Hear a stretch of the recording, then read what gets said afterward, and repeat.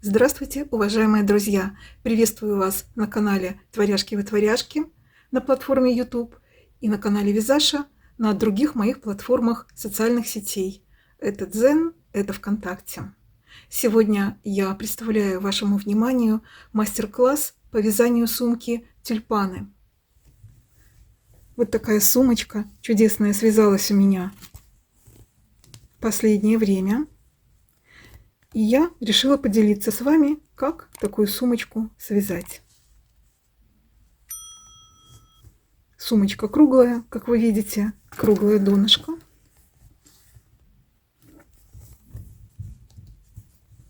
На завязках.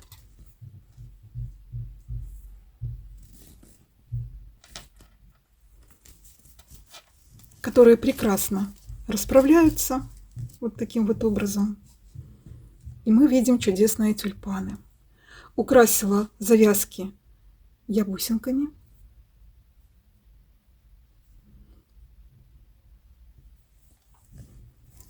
Внутри сумочка выглядит вот так. Туда вовнутрь я положила ниточки, чтобы она держала более форму получше.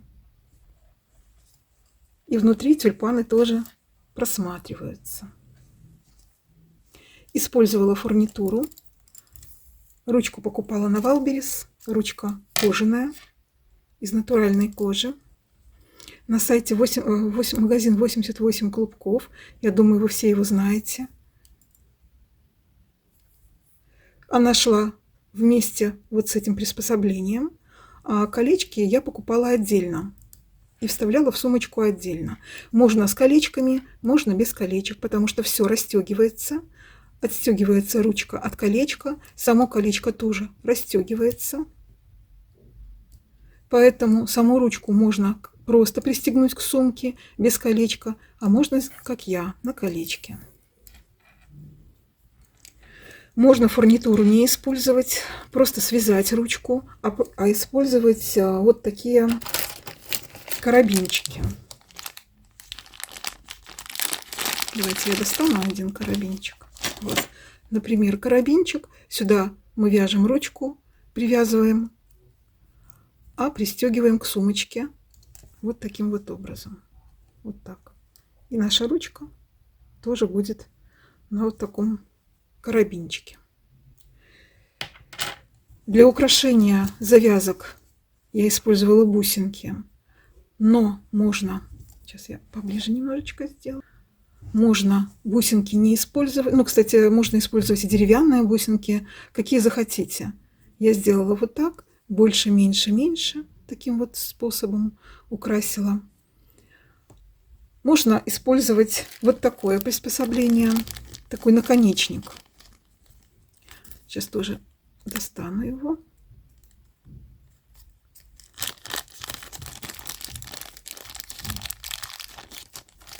Вот. Этот наконечник просто одевается на шнурок, который вы свяжете. Одевается и закрывается колпачком, который идет тоже в наборе. Вот.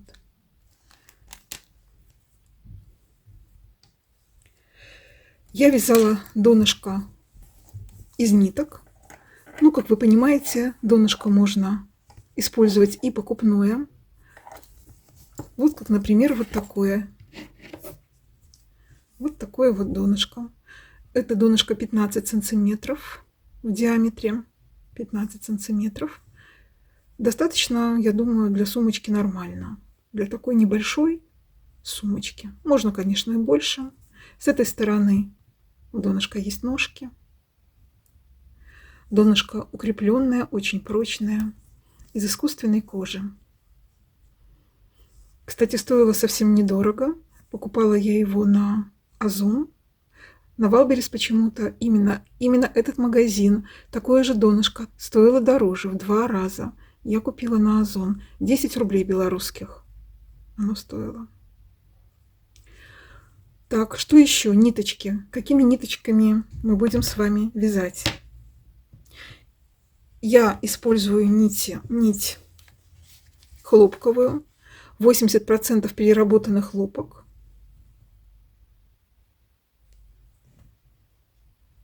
Называется жасмин. И 20% полиэстер. 80 переработанных хлопок, 20 полиэстер. В 100 граммах 250 метров. Арахна. Я использовала именно эту нить. Сумочка получается достаточно пластичная, гибкая. И в то же время за счет того, что мы вяжем сумку ленивым жаккардом, она получается достаточно плотненькая, сильно не растягивается. Немножко тянется, но не сильно. Вот. Значит, ниточки, да? Цвет подбирайте, какой вам больше нравится. Эта сумка, вы видите, в каких цветах у меня выполнена. Она выполнена такой зеленого цвета, другого у этих ниток я не видела, другого зеленого. Вот. Ну а далее вы видите такой светло-бежевый цвет, молочный, можно сказать, красный оттенок нити и зеленый. Зеленый. Кстати, вот у них не написано наименование цветов. Могу вам показать номер. Вот он. 133 номер. Вот. Кстати, камера достаточно правильно передает. Немножечко темнит, немножечко, но в целом передает правильно оттенок. Он чуть-чуть светлее, на самом деле немножечко светлее. Это что касается вот этой сумочки. Вот кусочек светлого у меня остался. Причем я вязала донышко в двойную нить, брала сверху и вытягивала изнутри кончик ниточки, и мне одного клубочка хватило, и вот даже немножечко осталось ниточки. Поэтому если вы захотите донышко вязать, а не использовать готовое донышко, то вам хватит одного моточка, который будет и донышко, и основной цвет сумки. Дальше нам нужен, да, цвет листиков, у меня вот этот цвет, и красные тюльпаны, красный цвет. Он у меня лежит внутри сумочки. Вот. Красного цвета пошло еще меньше, вы видите, совсем. Кстати, красный передается на камере не совсем правильно. На самом деле он более глубокий, такой, не такой яркий, как показывает камера. Вот. Давайте я вам покажу номер цвета, номер 160. Вот такие цвета. Вы видите, как мало понадобилось от клубочка на листики и на цветочки. На цветочки меньше, на листики чуть-чуть больше. Ну и на саму основную сумочку вот и все равно остается. То есть вам надо приобрести 3 моточка по 100 грамм. Если вы будете вязать именно такой ниточкой, ну, конечно, вязать можно любой другой нитью, которую вы подберете. Так, в данном видео я буду вязать сумочку. Основной цвет нити у меня будет вот такой. Здесь, кстати, вот еще производитель писал цвет. Написано бежевый цвет. Номер 116, бежевый. Это будет донышко и основной фон. Зеленый, другого цвета зеленого нет, поэтому будет вот такой цвет, 133 номер. И сами тюльпанчики у меня будут желтого цвета, вот такой. Но камера передает его очень светлым, на самом деле он немножечко более приглушенный, такой не термоядерный, хороший желтый цвет. Номер 125.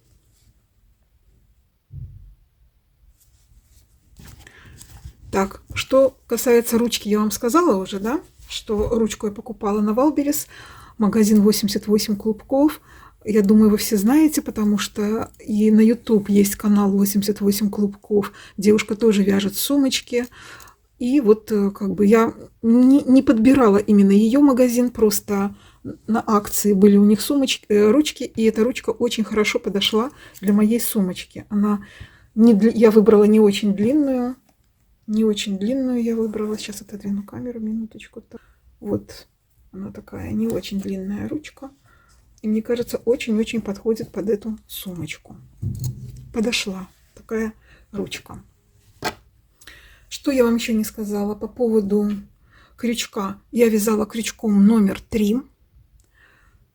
Ну и схему я оставлю в конце видео. Если получится каким-то образом прикрепить, я, может быть, ее прикреплю, если кому-то надо будет скачать. Но, если честно, никогда не прикрепляла, не знаю, но, может быть, и получится. Вот, это вообще схема для носков. Это схема тюльпанов для вязания носков. Я нашла ее в Telegram в свободном доступе, эту схему. Ну и мне захотелось связать сумочку. Там есть разного плана тюльпаны на схеме, но эта схема подошла тем, что именно вывязывается сначала основной фон и листики, потом основной фон и сами бутончики. А для вязания ленивого жаккарда необходимо, чтобы нити чередовались, и в работе было два цвета. Да? Сначала вот светло-молочный зеленый, а потом светло-молочный красный. Значит, ленивый жаккард, но схема не ленивого жаккарда, поэтому я вяжу чуть-чуть измененным способом, ленивым жаккардом, но немного другим способом. Вот. Ну и вроде бы все. Все остальное сказала. Бусинки вы уже подберете. Я уже сказала, можно и деревянные, какие захотите. Я вам все покажу, как я вязала. Почему буду донышко вязать с самого начала. То есть мы будем вязать с вами и донышко тоже. Вот такое донышко будем вязать. В двойную нить будем вязать. Почему? Потому что если брать вариант бюджетный вариант, не покупать донышко, не покупать ручку, например, а просто связать сумочку из ниточек. А эта нить дешевая, недорогая. Меньше $1, я уже как-то рассказывала на своем канале, что эта ниточка стоит меньше, чем $1, там 2 белорусских рубля, то получается 3 моточка, это 6 рублей. Это вообще просто очень-очень дешево. Ну а дальше уже, если хотите ставить фурнитуру, можно ее и вставить, и бусинки. Это все равно будет бюджетный вариант сумочки. Ну что, мы приступаем. Начинаем вязать сумочку. Сумочку тюльпаны.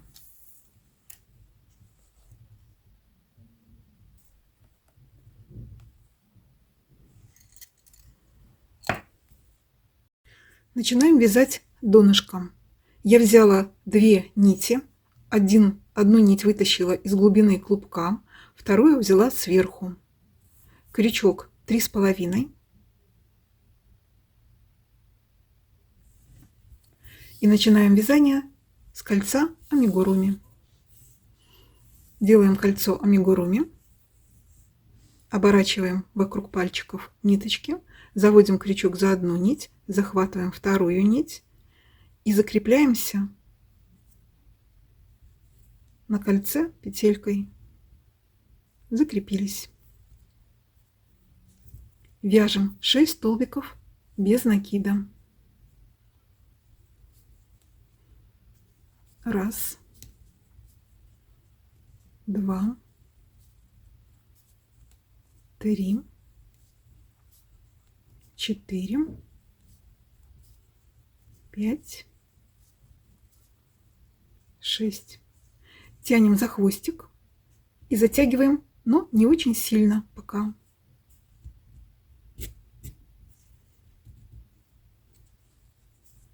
Потом мы это колечко подтянем.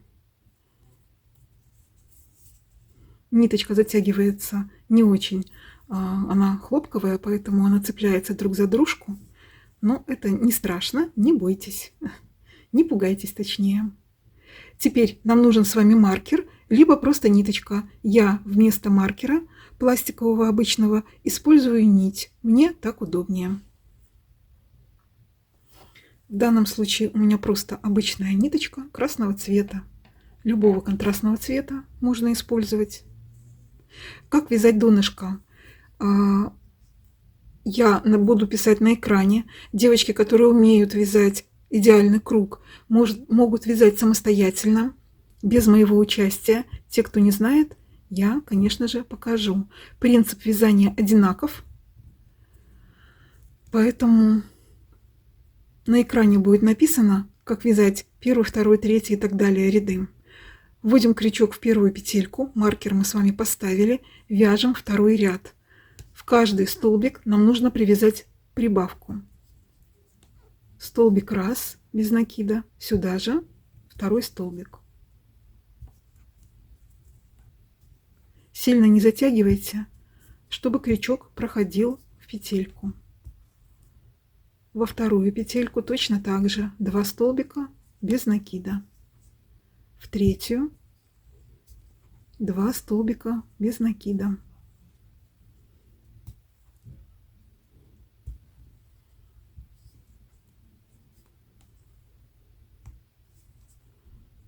В четвертую 2 столбика без накида. В пятую 2 столбика без накида.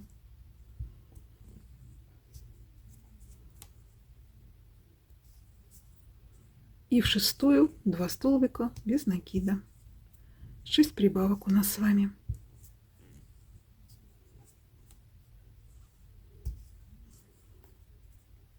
Вот так получился у нас с вами второй ряд, и в ряду у нас с вами 12 столбиков без накида. Сейчас вяжем третий ряд.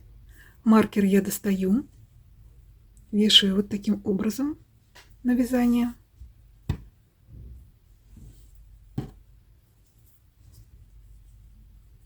Подтягиваю, чтобы было удобно. И вяжем третий ряд. В третьем ряду вяжем столбик без накида, в следующий столбик прибавку, столбик раз и столбик 2. Далее столбик без накида 1, в следующую петлю прибавка. То есть мы с вами чередуем столбик и в следующий столбик прибавка, столбик без накида, в следующий столбик прибавка, раз, 2, в следующий столбик 1 столбик, в следующий прибавка, раз, 2, 1 столбик, в следующий прибавка, раз,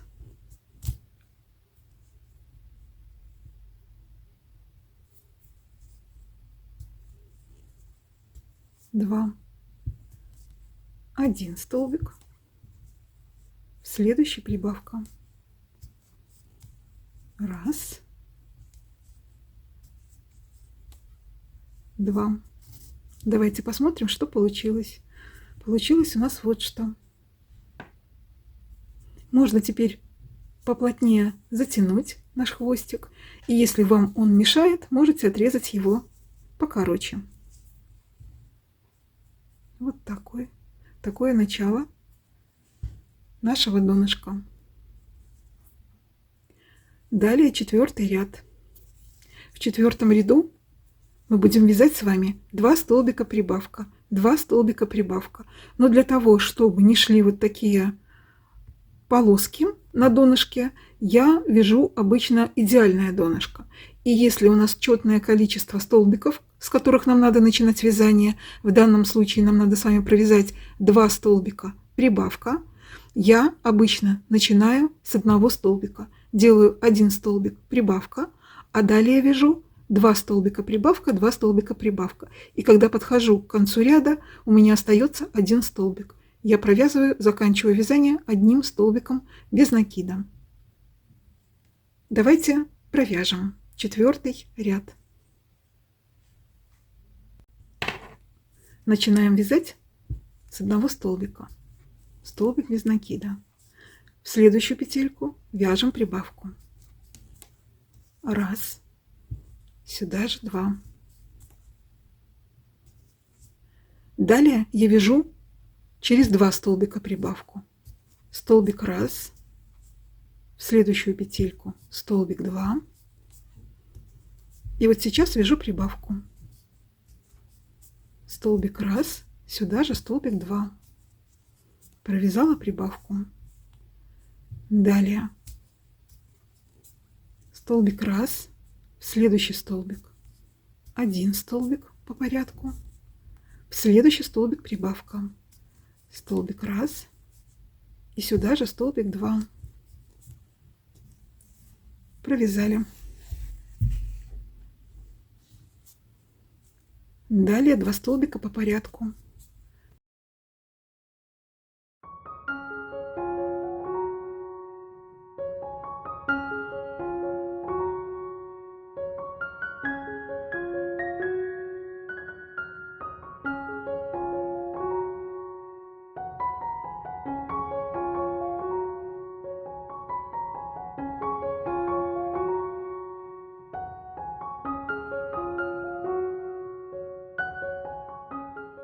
Подошли к концу ряда, и вот наш последний столбик, который нам осталось провязать. Мы начинали с одного столбика и заканчиваем одним столбиком без прибавки. Итого у нас 2 столбика.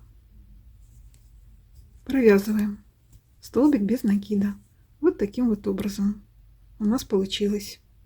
Итак, вяжется идеальное донышко. Следующий ряд у нас нечетное количество.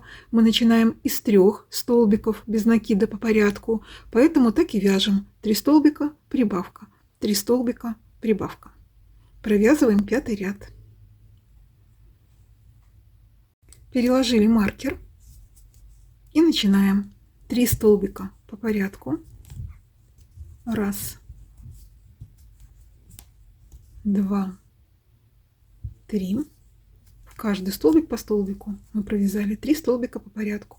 В следующий столбик прибавка. Столбик 1, сюда же столбик 2. Далее по порядку. 1, 2, 3. Далее прибавка. Столбик 1, сюда же столбик 2.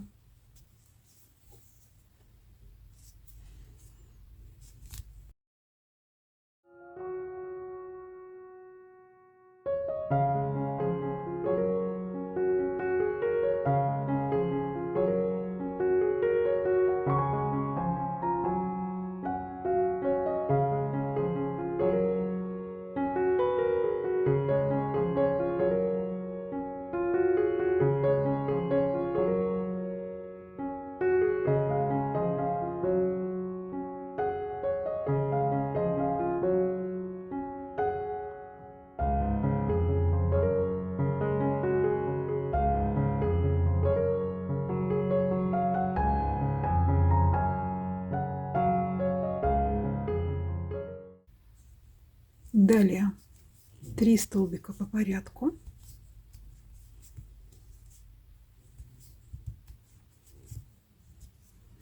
И заканчиваем последний столбик, вяжем прибавку. Если вот так у вас все получилось, значит вы ошибки не допустили. И все у вас хорошо. Если вдруг у вас остался еще один столбик, либо столбика не хватило, значит вы допустили где-то ошибку, найдите ее и перевяжите. Мы закончили вязать 5-й ряд. Следующий ряд у нас 6-й, и мы начинаем опять вновь из четного количества петель. Это 4 столбика. Поэтому в начале мы делим пополам. 4 надо поделить пополам, это 2, поэтому начинаем из 2 столбиков по порядку. Прибавка, далее вяжем 4 столбика по порядку, прибавка и так далее до конца, и заканчиваем 2 столбиками без прибавок. Я думаю, сам принцип вам ясен и понятен. Чтобы не начинать из 4 столбиков, мы делаем 2 столбика и заканчиваем 2 столбиками, для того, чтобы не было вот таких своеобразных бороздок. Но это у нас донышко, и если вы хотите, чтобы у вас были эти бороздки, вы вяжите все время одинаково. 4 столбика прибавка, 5 столбиков прибавка, 6 столбиков прибавка, и у вас будут такие своеобразные дорожки вырисовываться. Будет видно, где вы будете делать прибавки. Донышко, которое вяжу я, прибавки у нас разбросаны получаются, поэтому самих дорожек вот этих не видно. Итак, вяжем 6 ряд. Маркер перекинули, вяжем 6 ряд. 2 столбика. Всего у нас будет 4 прибавка, но начинаем из 2. 2 столбика по порядку. Прибавка.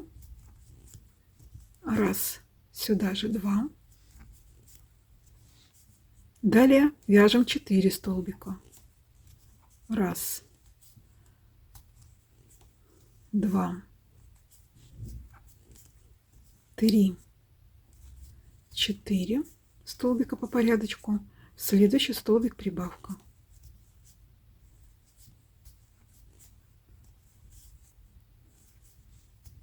Четыре столбика по порядку.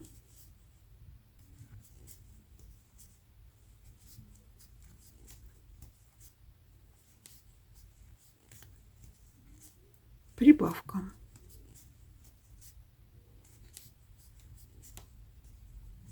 Четыре столбика по порядку.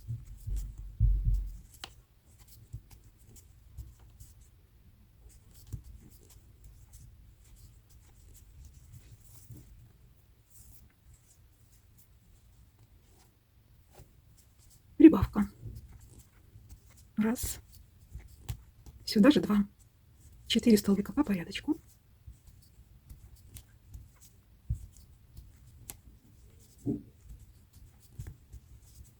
Следующий столбик прибавка. Раз, 2, 4 столбика по порядку. Раз, 2, 3, 4. В следующий столбик вяжем прибавку. Раз, 2. И вот наши 2 столбика, которые нам надо провязать без прибавок. Заканчиваем 2 столбиками без прибавок. Провязали. Смотрим, что у нас получилось.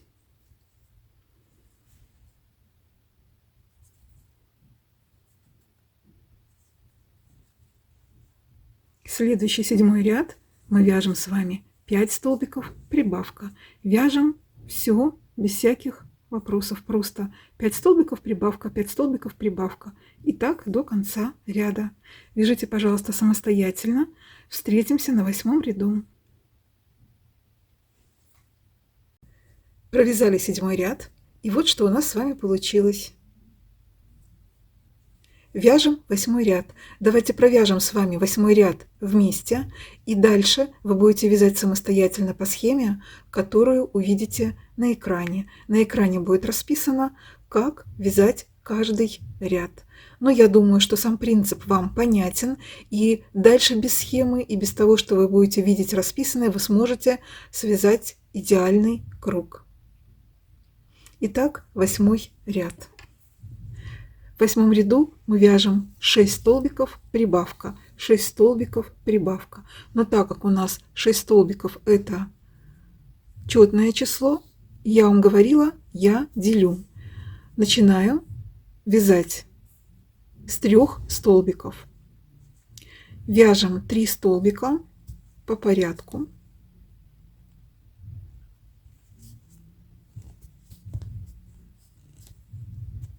Два, 3 по порядочку.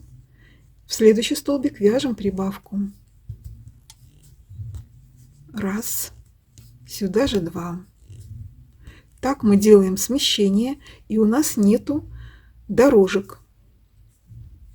Дальше 6 столбиков по порядку. Раз, 2, 3, 4, 5, 6. Следующий столбик прибавка. Раз,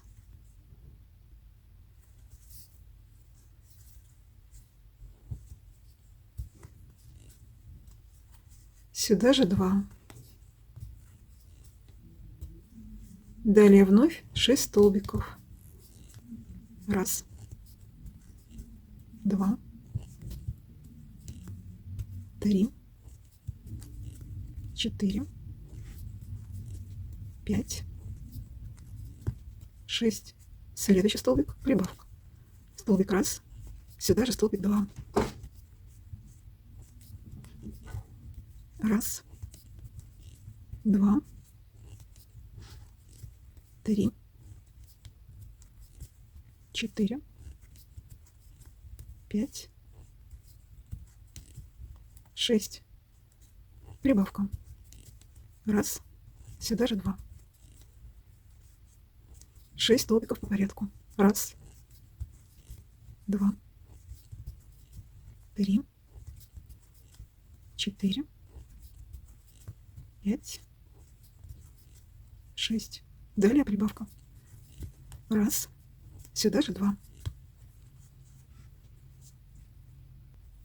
Далее 6 столбиков по порядку. 1, 2, 3, 4, 5, 6. Следующий столбик — прибавка. И вот мы дошли с вами до конца ряда. До конца ряда остается 3 столбика. Значит, все связано правильно. Нигде ошибки не допущено. И я провязываю 3 столбика.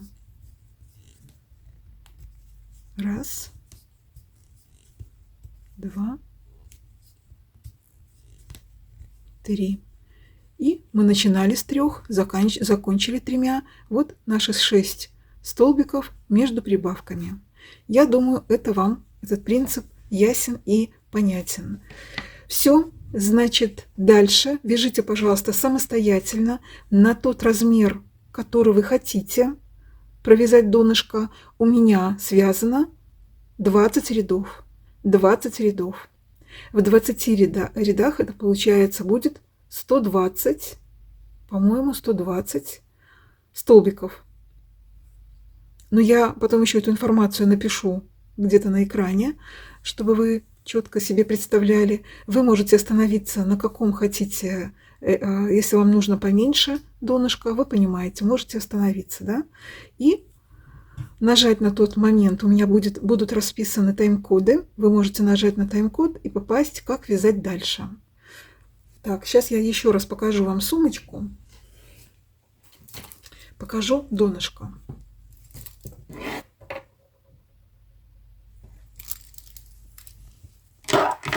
Так, вот такое донышко у вас должно получиться. Здесь 20 рядов. И если посчитать все петельки, 20 рядов, ну да, 20 умножить на 6 получается. 6 раз, да, это получается 120 столбиков у вас будет.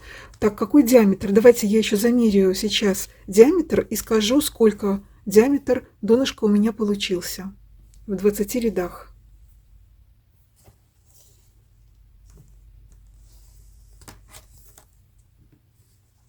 Ну вот 20 сантиметров, почти 20, 19,5 получается размер донышка. Достаточно вместительное донышко по сравнению, если я вам показывала там 15 диаметр покупное донышко. Вот, если их сравнить, то это донышко побольше. Если хотите, чтобы оно было поменьше, то, соответственно, останавливайтесь в том месте, в котором вы захотите, на то количество сантиметров, на которое вы захотите.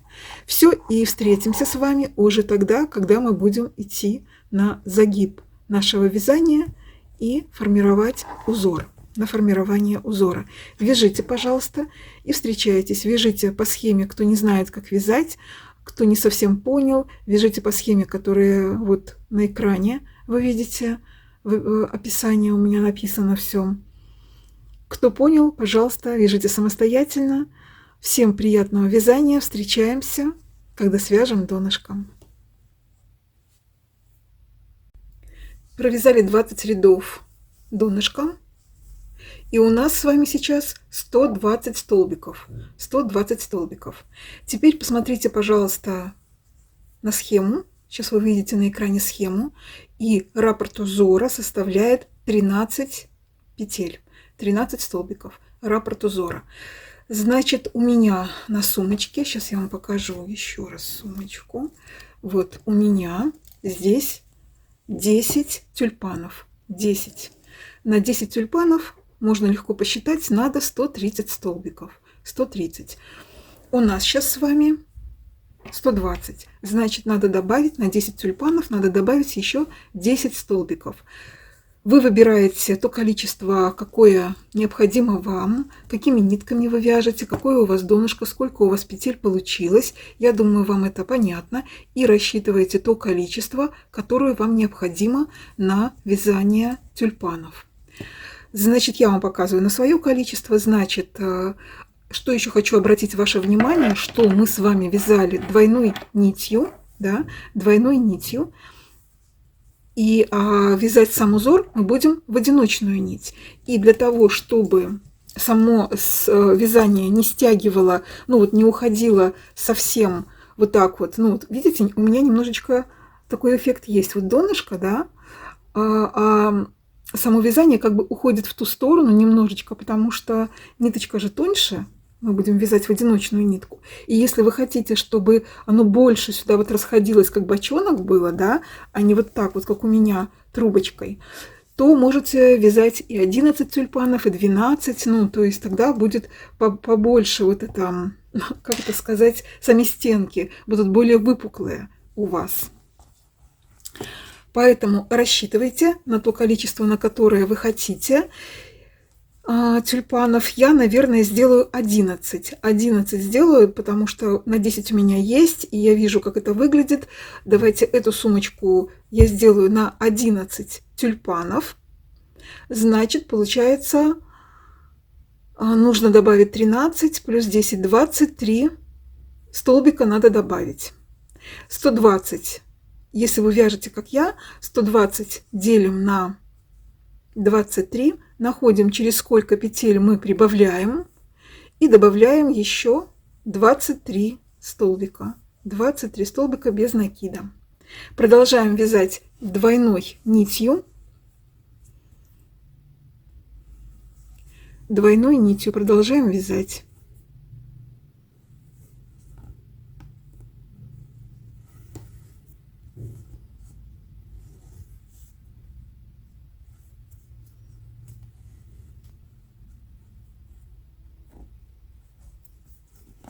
То есть мы уже не идем не на расширение донышка, мы уже вяжем просто донышко, в смысле добавляем количество столбиков для узора, для того, чтобы нам вывязывать тюльпаны. Обращаю ваше внимание, что когда мы поделили 120 на 23, получилось 5,2. И мы не через 5 прибавляем, а в каждую пятую. В каждую пятую прибавляем столбики. Провязываем 4, прибавка, 4, прибавка. Дальше останавливайтесь, просчитывайте, потому что у нас же не точное количество получилось. Смотрите, сколько нужно. Бывает, надо через 5 прибавить, бывает через... Ну, вы поняли, да? То есть выходим на 143 столбика. Так, встречаемся в конце ряда. Пересчитайте, пожалуйста, чтобы получилось 143 столбика, если вы вяжете на 11 тюльпанов, как и я. Либо выходите на свое количество петель, которое вам необходимо. Провязали 21 ряд, вышли на 143 петли. И теперь мы будем переходить с вами на одиночную нить. Я делаю закрепительную петлю, соединительный столбик делаю, вытягиваю ниточку, одну ниточку отрезаю, так, потеряла, вытягиваю вот так подлиннее, одну ниточку отрезаем,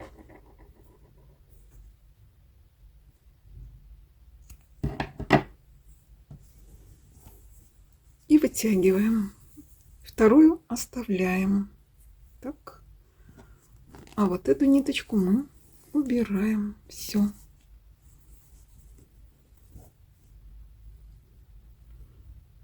Вот эту ниточку мы потом спрячем в середине вязания. Все, у нас от клубка осталась одна ниточка. И теперь мы переходим с вами вязать уже на рисунок, но первые 2 ряда будем провязывать установочные. 2 установочных ряда для того, чтобы провязывать узор.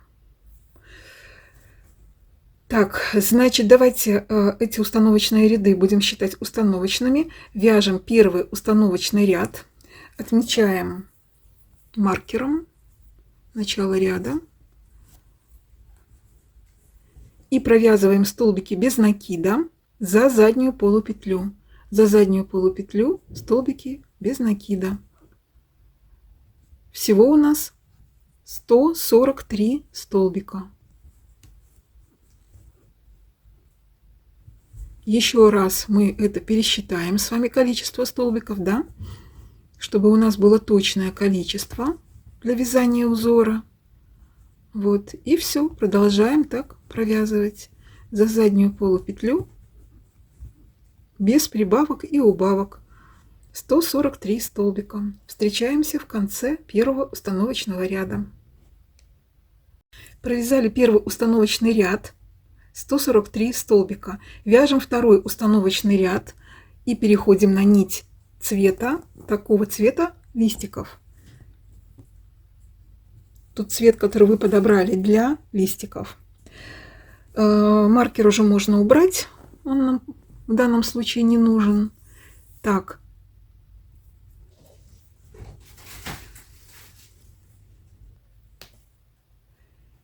Так, взяли ниточку зеленого цвета и втягиваем в петлю. Я просто перехожу вот таким образом. Эту бежевую ниточку подтягиваем вот так, и все. Все кончики пока убираем, потом их надо будет спрятать, конечно же. Так, все убираем. И тоже вяжем за заднюю полупетлю 143 столбика. Продолжаем вязать. И еще обращаю ваше внимание, я перешла на крючок номер 3 и не сказала это, когда мы вязали первый установочный ряд, только написала на экране. Но на всякий случай повторяю еще раз. Мы перешли на крючок номер 3. И 2 установочных ряда мы уже вяжем с вами крючком номер 3. А донышко я вязала 3,5 крючком. Все, провязываем 143 столбика нитью зеленого цвета. Встречаемся в конце второго установочного ряда. Довязали до конца ряда второго установочного, осталась последняя петелька. Мы ее провязываем и сразу переходим на нить бежевую. У меня бежевого цвета. Та ниточка, которую вяжем основное полотно. И заканчиваем столбик. Вот так, как обычно. Все подтягиваем хорошо, зеленую ниточку подтягиваем. Все, перешли. И теперь посмотрите, пожалуйста, на экран. Вы видите схему. Мы будем с вами уже вывязывать рисунок. Вы видите первые 2 ряда зеленого цвета. Мы их не вяжем. Хотите, можете провязать, но тогда установочные ряды уже надо было вязать позже тогда. Вот, я их не вяжу, рассказываю, как я вязала. И начинается у нас, грубо говоря, с 3-го ряда. Мы уже будем с вами вязать. Идет столбик зеленого цвета, 4 столбика, в моем случае бежевого цвета, 1 столбик зеленый, 3 бежевых, зеленый, 3 бежевых, зеленый, 4 бежевых и так далее. Значит, мы с вами вяжем ниточкой бежевого цвета. Если вот вы вяжете нитью, еще что не сказала вам, что мы вяжем, я говорила в начале этого видео о том, что мы вяжем мозаичным вязанием, да, разновидностью мозаичного вязания. Это не совсем то вязание, которое в классическом способе, когда у нас есть схема классического мозаичного вязания, у нас с вами просто схема цветная, и для того, чтобы у нас получился рисунок, мы вяжем немножечко не так, как в классическом мозаичном вязании. Значит, если вы вяжете нитью, вот в данном случае бежевого цвета, вы всегда будете вязать бежевый столбик столбиком с накидом. Если вы видите на экране, на картинке зеленый цвет в данном случае, то нужно вязать за заднюю петлю столбика предыдущего ряда. В данном случае вот мы начинаем с вами. Так, давайте отметим, где наш маркер. Отметим ряд, начало ряда на всякий случай.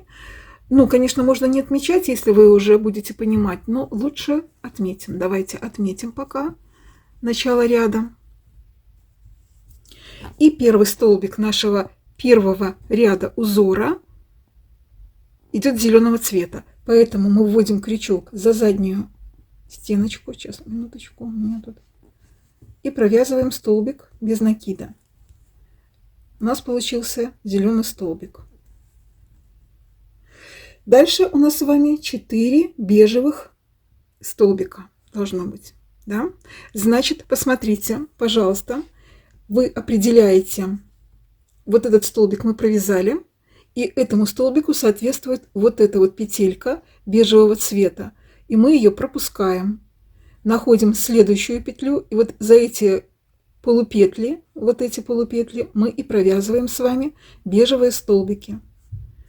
И они будут покрывать наши вот эти зеленые столбики. 1, 2, 3, 4 нам надо провязать столбика с накидом. Делаем накид, хватаемся за полупетлю, провязываем столбик с одним накидом. 1, 2,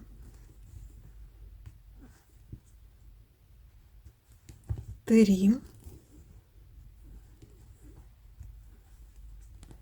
и 4 столбик 4. Провязали. Следующий столбик по рисунку у нас зеленый. Значит, мы находим следующий зеленый столбик. Обращаю ваше внимание, смотрите, если вы вяжете в первый раз, вот, внимательно посчитайте 1, 2, 3, 4 и найдите следующий зеленый столбик. Вот эти 4 столбика покрывают наши столбики, и нам нужно найти следующий, чтобы не ошибиться. Потом у вас пойдет все полегче, потому что, ну, донышко у нас с вами круглое, поэтому вот так они покрывают эти петельки. И вот наш следующий столбик. Вот он. Хватаемся за заднюю петлю, провязываем столбик без накида. Пропускаем вот эту петельку, которая соответствует столбику без накида. Вот эту пропускаем. Находим следующую. И по рисунку у нас идет 3 столбика с одним накидом. Провязываем 3 столбика подряд. 1,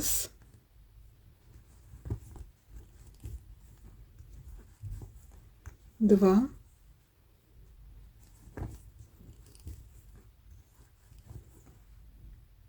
3. Провязали. Вот наша зеленая петелечка. И вот зеленая наша петелечка, видите? А дальше у нас с вами вновь зеленая петелька. Значит, мы вновь находим с вами следующий столбик. В данном случае он хорошо виден. Вот он, следующий столбик. Но если волнуетесь, что не так провяжете, вот, пожалуйста, посчитайте. Посмотрите.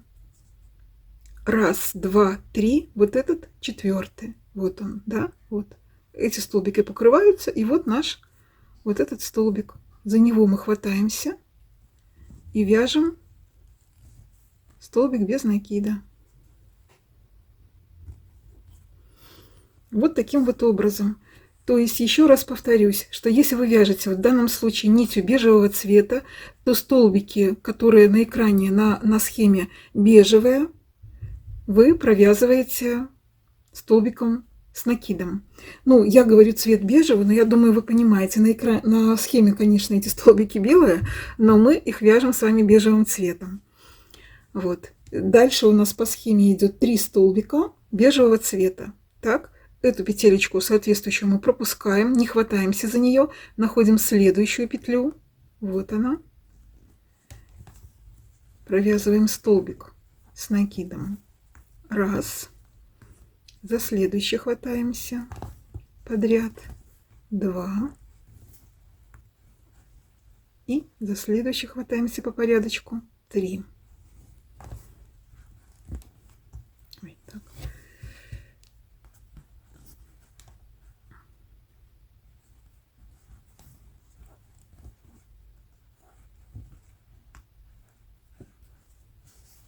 Вот так получилось у нас с вами. Так. Дальше у нас один зеленый столбик и вновь 4 бежевых столбика. Вновь находим следующий столбик по порядку, провязываем за заднюю стенку, зеленый столбик, пропускаем соответствующую петлю даже не предыдущего этого ряда, а на ряд ниже, да, это наш первый установочный ряд, пропускаем, находим следующую, за которую будем хвататься и вязать столбик с накидом. Нам надо провязать 4 столбика по схеме. 1, 2,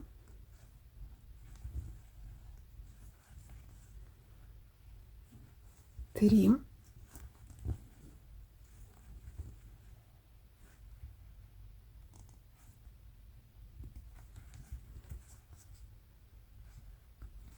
4.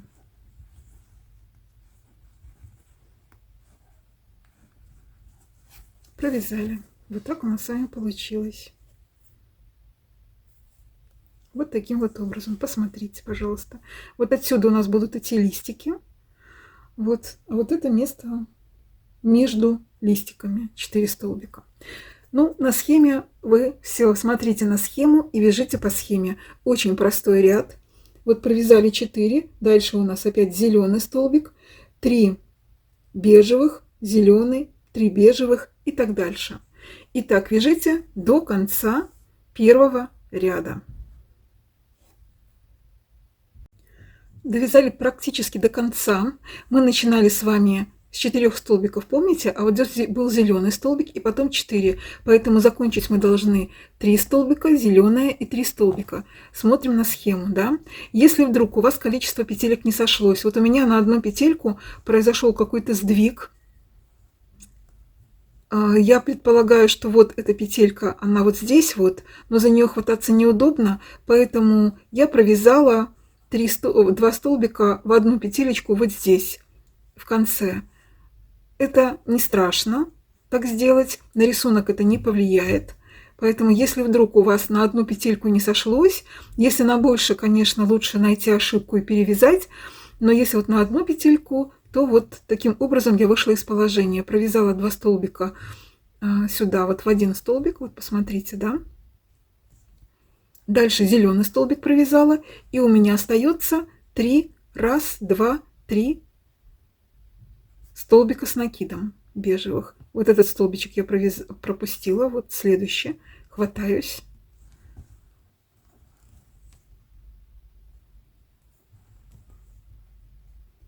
Раз, 2 и 3 столбик. И заканчиваю ряд, сразу перехожу на зеленый цвет нити. Бежевый цвет опускаю. Где мой тут зелененький хвостик? Нахожу зелененький хвостик свой. Так. Не перепутать, самое главное. Тут столько хвостиков. Вот этот маркер можно убрать. Пока тут у нас много хвостиков. Вот. Их можно сразу заправить, чтобы они не мешались. А так они, конечно, мешают нам пока. Так, нашли зеленый хвостик и сразу переходим на нить зеленого цвета. Вот так. Все подтягиваем. Бежевый подтянули. Вот так. Зеленый подтянули.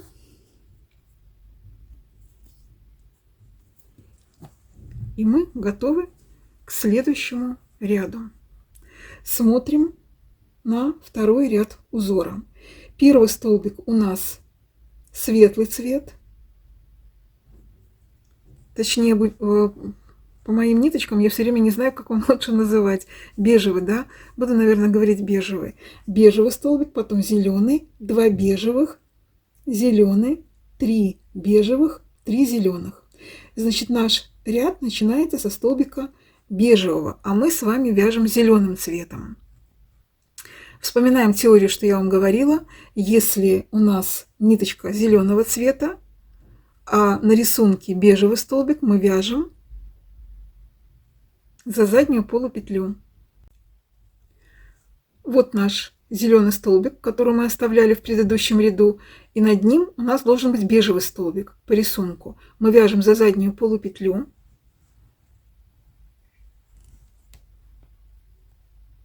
Столбик без накида.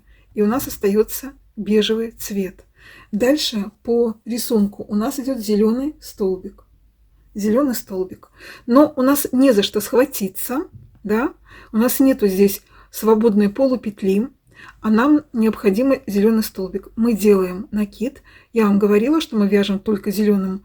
Если мы вяжем зеленым цветом нити и надо провязать зеленый столбик, нам надо столбик с накидом провязать. Поэтому мы вяжем просто выпуклый столбик. Хватаемся вот так за столбик и провязываем столбик с накидом. Все, у нас получился зеленый столбик. Далее по рисунку 2 бежевых. 2 бежевых, значит, мы хватаемся за заднюю полупетлю, провязываем 1 и провязываем 2. Все. Вот наши 2 бежевых столбика получились. Дальше вновь зеленый столбик, значит, накид на крючок и вяжем выпуклый столбик в данном случае, потому что нам не за что схватиться.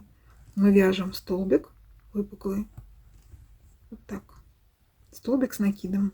Вот таким вот образом. Далее 3 бежевых столбика. Значит, нам надо провязать за заднюю полупетлю. Вот этот столбик у нас, видите, он тут зелененький у нас был, да? А сейчас он будет бежевый цвет. Так вот мы и вяжем с вами. Вяжем 3 бежевых столбика. Не затягивайте, вяжите свободно, ну, как бы в меру свободно. Не надо ничего сильно затягивать. 3 бежевых столбика.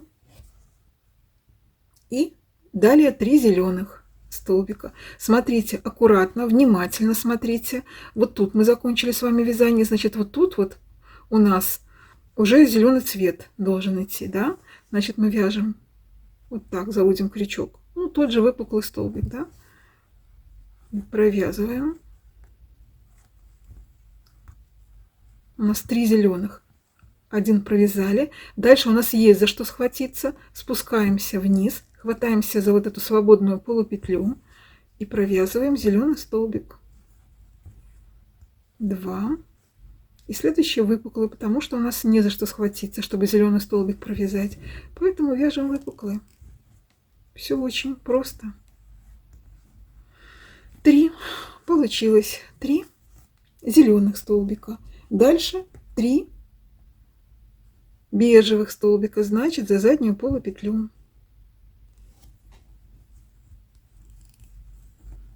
1, 2, 3. Провязали 3 бежевых и 1 зеленый столбик. Получается, что чтобы ориентироваться лучше в рисунке, вот там, где у нас 4 столбика было в предыдущем ряду, теперь вот посередине это 2 столбика должно остаться бежевого цвета, а по бокам вот это уже должен быть зеленый цвет. Так, мы с вами провязали 3 столбика, какие бежевые, да? 3 столбика бежевые провязали. Теперь у нас идет зеленый столбик. Провязываем зеленый, значит, он у нас... Мы вяжем выпуклый столбик с вами. Провязали. Дальше 2 столбика бежевых за заднюю полупетлю. Столбик без накида. Провязываем. И зеленый столбик. Вот. Значит, выпуклый вяжем, потому что не за что схватиться. Так. Провязали. Далее 3 бежевых столбика. Вяжем 3 бежевых. Несмотря на то, что тут у нас есть за что схватиться, но нам надо не зеленый столбик, а бежевый, поэтому мы спокойно, преспокойно вяжем с вами за заднюю полупетлю, потому что по рисунку бежевый цвет. 1, 2, 3. Вот так. Провязали. Дальше 3 зеленых столбика. 3 зеленых столбика.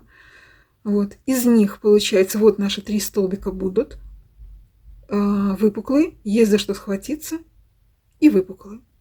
Все, я думаю, вы это поняли. Если не за что схватиться, нет у нас свободной полупетли, значит мы вяжем выпуклый столбик.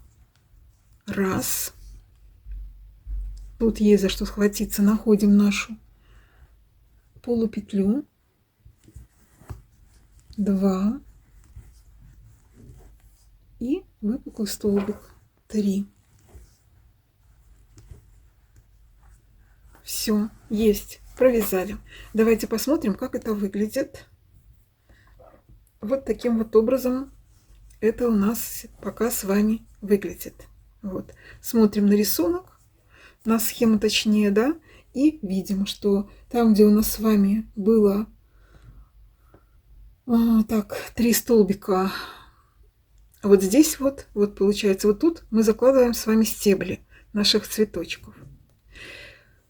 В общем, принцип вам, я думаю, ясен и понятен. Так, дальше провязывайте, пожалуйста, 2-й ряд до конца.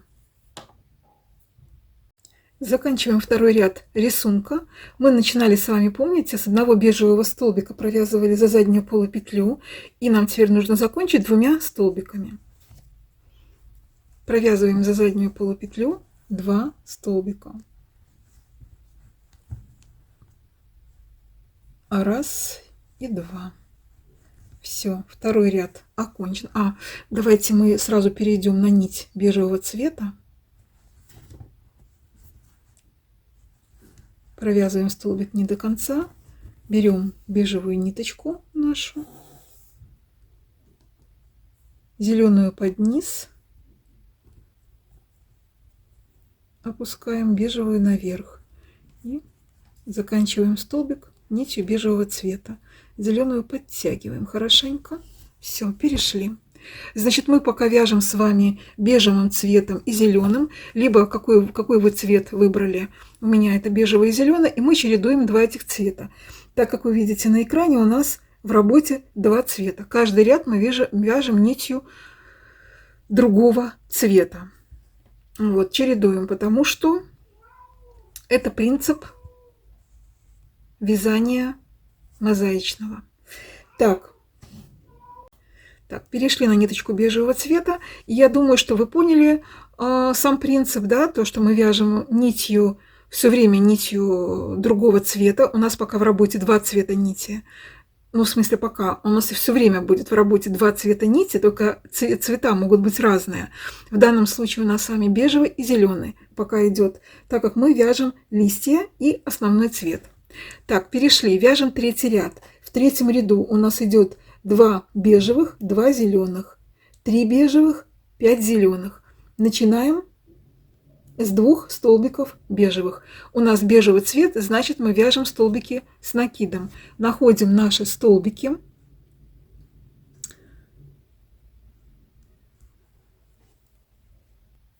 Смотрите, тут у нас вот полупетля есть, мы хватаемся за нее и вяжем 1-й столбик бежевого цвета. Провязали. Дальше у нас не за что схватиться, идет зеленый столбик, значит мы вяжем выпуклый столбик. Вводим крючок за зеленый и вяжем выпуклый столбик. Все, 2 бежевых провязали. Дальше у нас 2 зеленых по рисунку. Вяжем за заднюю полупетлю. Столбик 1 и столбик 2.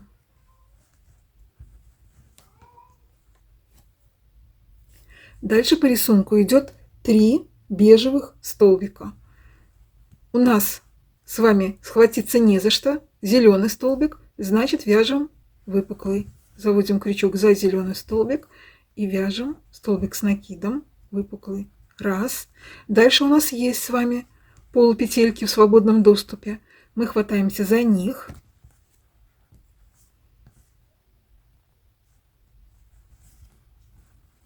Второй столбик бежевый. И третий столбик. Я вяжу на камеру, мне не совсем удобно, поэтому вы уж меня простите. Я так медленно вяжу, много вам рассказываю. Вот. Но вяжу достаточно свободно, не затягивая. Я вяжу. Так, 3 столбика у нас было с вами бежевых. Дальше 5 зеленых столбиков. Значит, за заднюю полупетлю подряд 5 столбиков. За заднюю полупетлю вяжем. Раз. 2.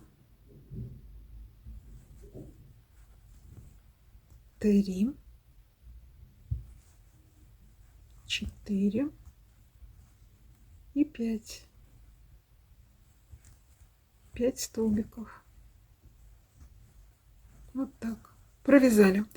Я всегда смотрю, что у нас получается. Смотрю всегда на схему и на сам рисунок.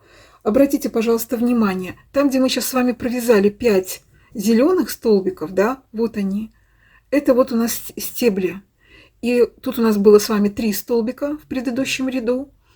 А сейчас 5. Значит, мы сделали все правильно. Тут у нас будет вырисовываться стебелечек. Видите, на схеме. Да? Посмотрите на схему. Все правильно. Мы с вами делаем. Дальше у нас идет 3 бежевых, 2 зеленых. Дальше 3 бежевых. Таким вот образом. Дальше смотрим, что у нас получается здесь. Да? 3 бежевых. Эта полупетелька занята, так как она соответствует вот этому столбику. Внимательно смотрите. Дальше находим следующую. Будем подхватывать следующую вот эту полупетельку, чтобы провязать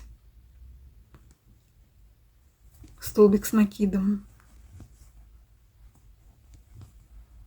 Раз.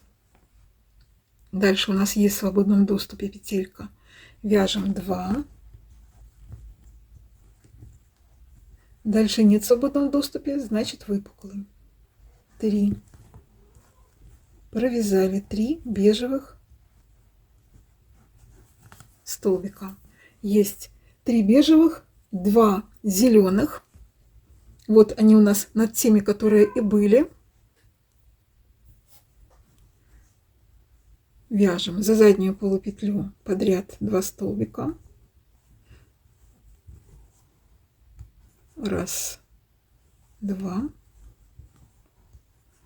и 3 бежевых.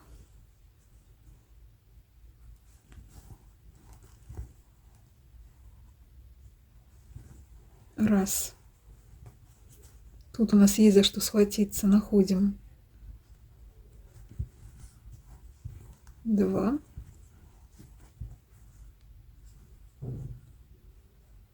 И 3.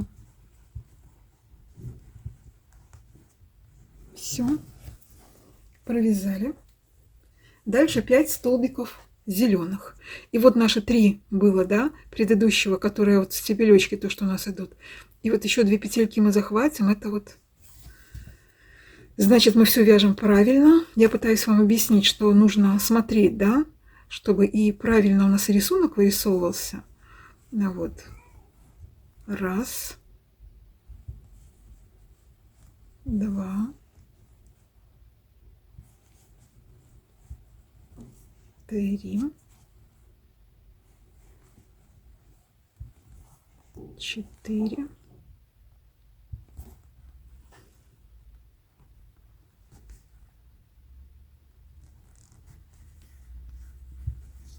5. Вот таким вот образом. Вот так, пока на этом этапе это все выглядит. Довязывайте, пожалуйста, таким образом 3-й ряд до конца. И встретимся с вами на 4-м ряду.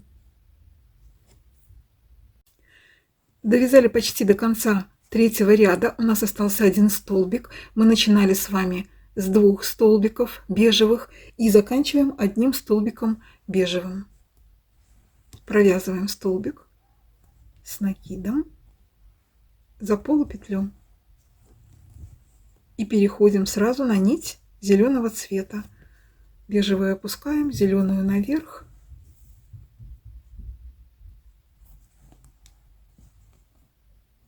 Все. Бежевую подтягиваем вот так. Перешли. Закончили 3-й ряд, 4-й ряд. Значит, что у нас принцип тот же. Ничего нового я вам тут не скажу. Давайте еще 4-й ряд провяжем вместе. И дальше по схеме вы будете вязать вот так, чередуя нити, зеленая, бежевая, зеленая, бежевая. Смотрите на схему и провязываете. Все, весь принцип тот же. Ничего другого как бы я вам уже не покажу. Все я вам рассказала и показала. Значит, у нас в 4-м ряду идет 2, 4, 6 бежевых столбиков, да? 2 зеленых, 1 бежевый, 1 зеленый, 1 бежевый, 2 зеленых. То есть тут уже на листике, вы видите, на листике выходим. Так, значит, бежевая. Бежевые столбики, у нас зеленый цвет нити, значит, за задние полупетли вяжем 6 столбиков за заднюю полупетлю без накида. 1, 2,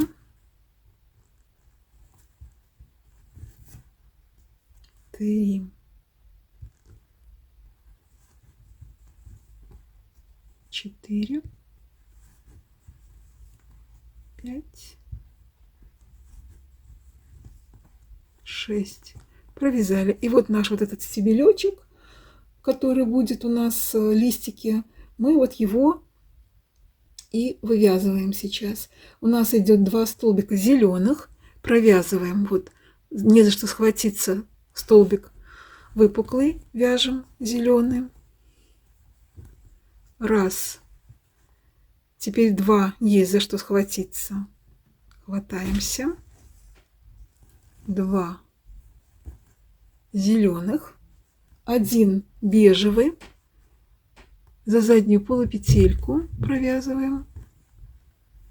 Дальше 1 зеленый, вот он будет все время у нас повторяться по центру. Вот этот зеленый, он будет все время у нас идти, центровой столбик. Так, 1 бежевый. Вот этот центр, он и все время и будет идти. Бежевый, зеленый, бежевый. Да, вы видите на схеме. Вот. Бежевый, зеленый, бежевый. И дальше 2 зеленых.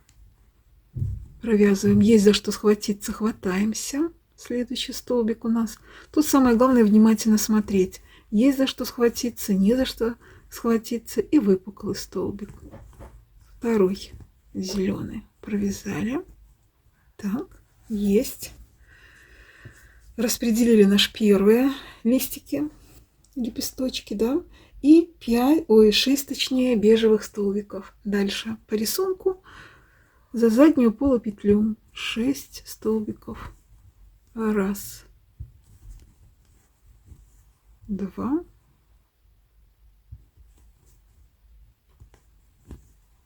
3,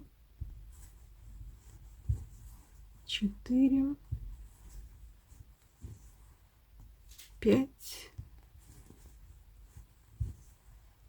6. И вновь подошли к нашим вот этим стебелечкам. 2 зеленых, не за что схватиться, вяжем выпуклый столбик. 1, есть за что схватиться, хватаемся за петельку. 2, бежевый столбик за заднюю полупетлю, зеленый столбик, вот, есть за что схватиться по центру, бежевый столбик за заднюю полупетлю и 2 зеленых. Хватаемся за полупетлю. Раз. И выпуклый, так как не за что схватиться. 2. Все вот таким вот образом. И дальше у нас вновь идет 6 бежевых столбиков. Давайте посмотрим, что у нас получается. Вот таким вот образом у нас получается 4-й ряд. Вот. Дальше вы вяжете вновь бежевые столбики. Я думаю, что вы все поняли, как принцип вязания. Итак, вяжите дальше, дальше, дальше.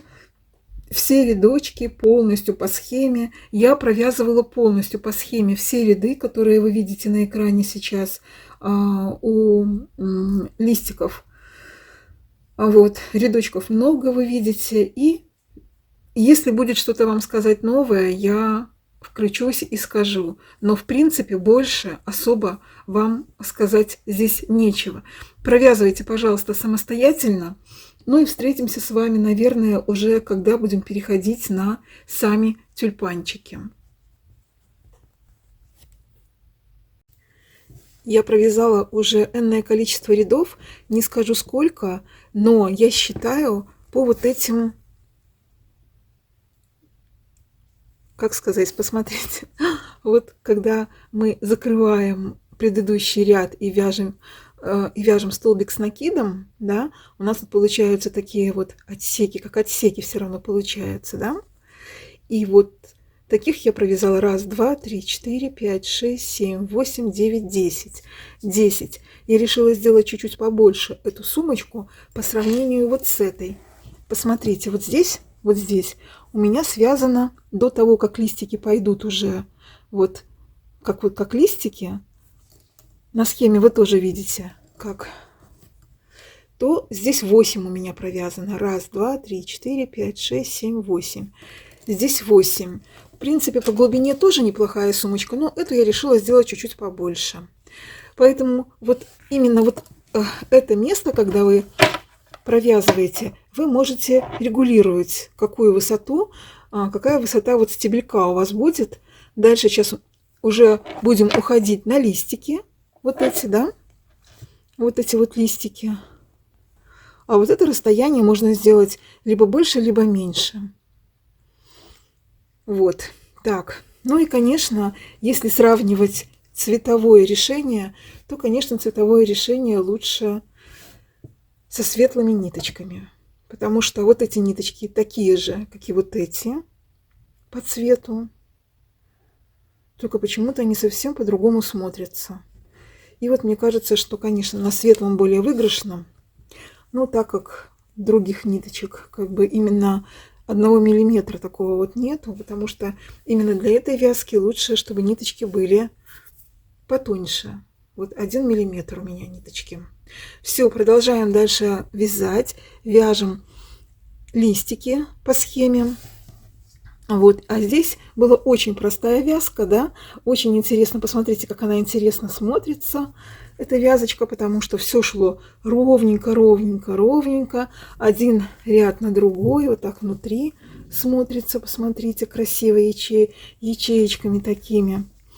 Ну и теперь будем уходить на листики. Все точно таким же способом продолжаем вязать.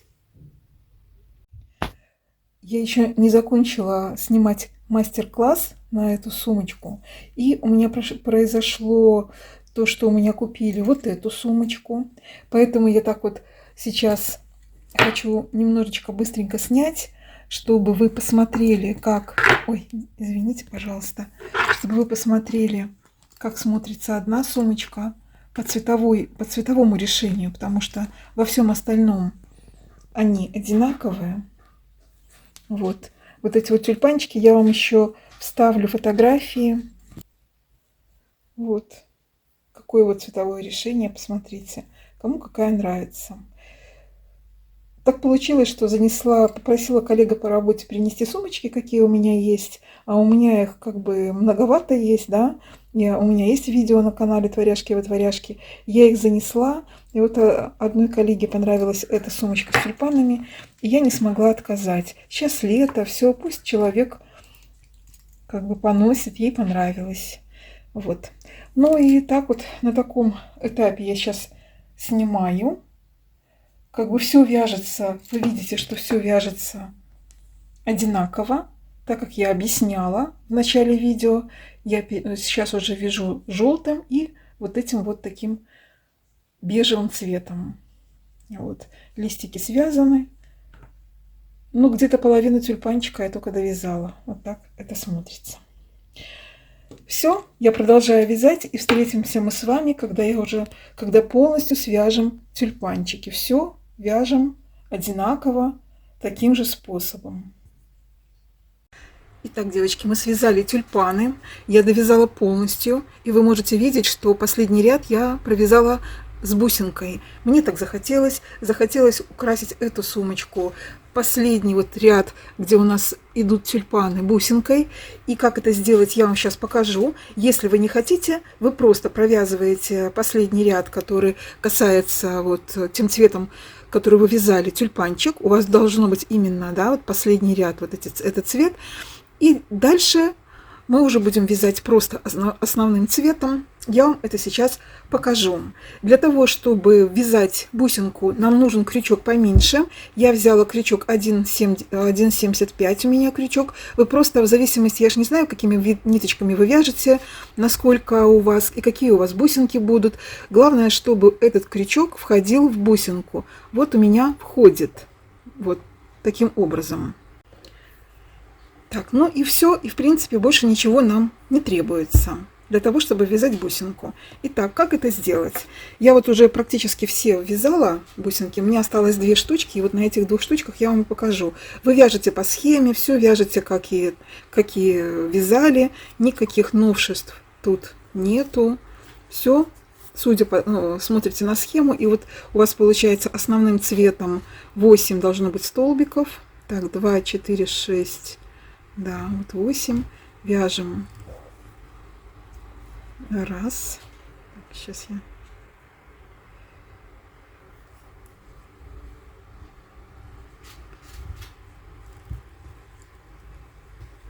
Два. 3. 4. 5.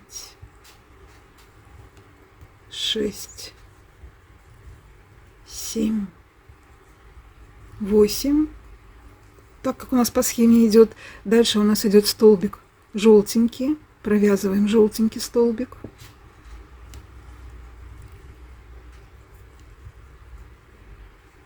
Дальше цвет основной цвет провязываем.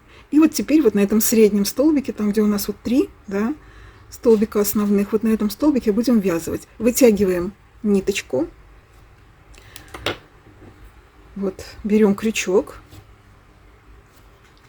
продеваем бусинку и теперь захватываем ниточку. Захватываем и протягиваем сквозь бусинку. Вот так. Втянули. Теперь берем тот крючок, который мы вязали. Все подтягиваем вот так вот. Бусинка у нас одета. И просто вяжем столбик выпуклый, как и в принципе мы вязали все время. Только уже у нас одета бусинка. Все. Дальше у нас по схеме идет основной цвет нити. Дальше желтенький столбик идет. Ну и пошли основной цвет, 8 столбиков. Все, бусинку мы вязали. И так до следующего вот этого момента, где нужно вязать бусинку. Вот таким вот образом у меня это выглядит. Вот, посмотрите, вот так. Все, давайте довязывайте, если хотите, ввязывайте бусинку, довязывайте этот ряд до конца, и дальше встречаемся с вами. Так, ну вот, все, мы провязали, ввязали, кто хотел бусинки, ввязал. Дальше желтую ниточку или той ниточкой, которой вы вязали тюльпаны, можно отрезать. Оставляем кончик, чтобы потом было удобно заправить иголочкой. Я заправляю иголочкой. Отрезаем желтую нить, она нам не понадобится. Клубочек я всегда вложу вовнутрь, когда вяжу. Убираем, чтобы нам было легче работать дальше.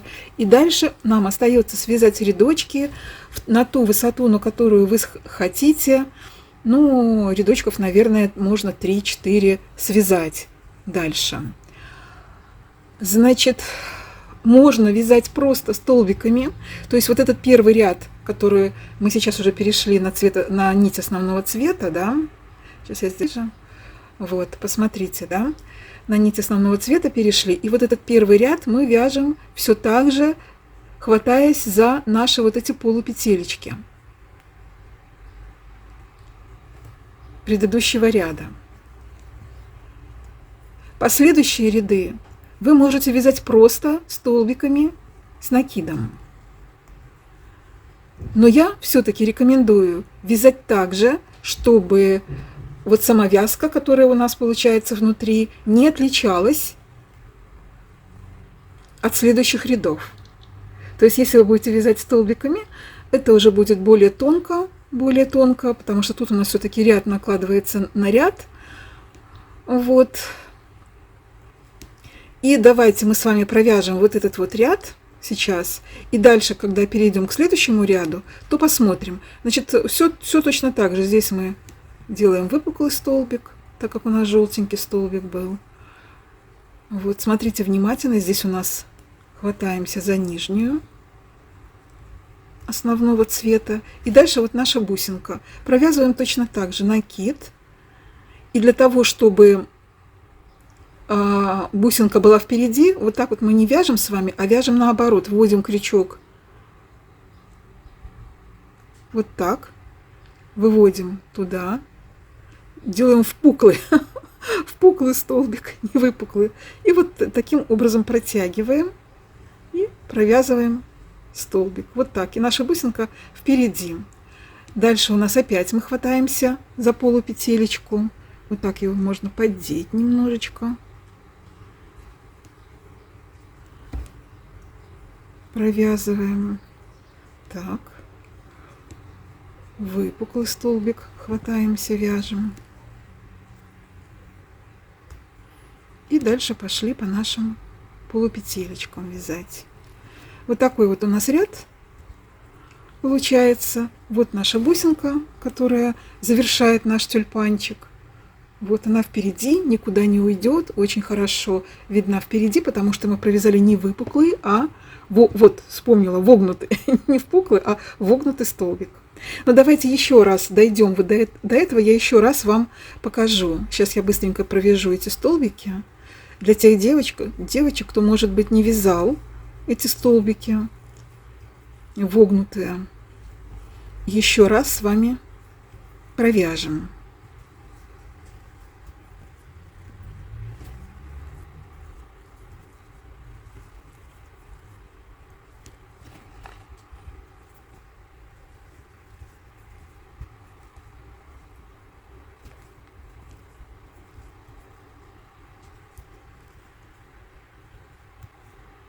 Так, дошли до этого столбика, я сделаю поближе.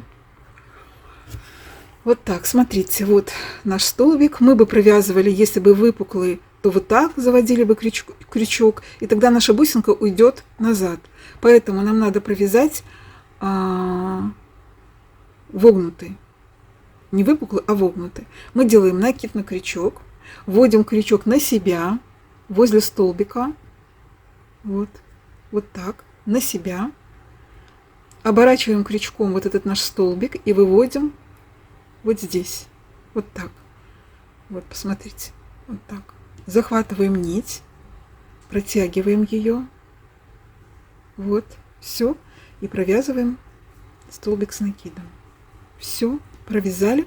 Следующий у нас идет. Мы хватаемся за полупетельку. Я ее вот так немножечко подтягиваю, помогаю себе. И провязываем столбик. Вот. Все. Дальше у нас идет наш выпуклый столбик и так далее. За полупетельки.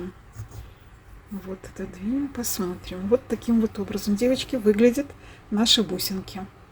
Все, давайте провязывайте этот ряд, встретимся в конце этого ряда, и дальше я вам покажу, как будет отличаться, если вы будете просто столбики провязывать, либо вы все-таки продолжите вязать именно вот таким вот способом. Встречаемся в конце ряда. Так, все, закончили вязать ряд, посмотрите, пожалуйста. Прекрасно смотрятся бусинки, мне нравится.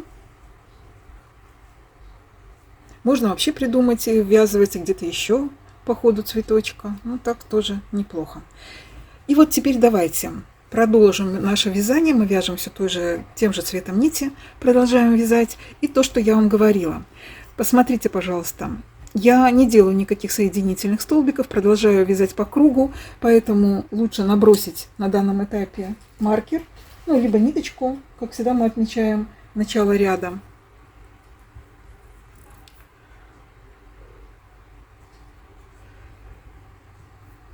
И что у нас будет, если мы продолжим вязать просто, да?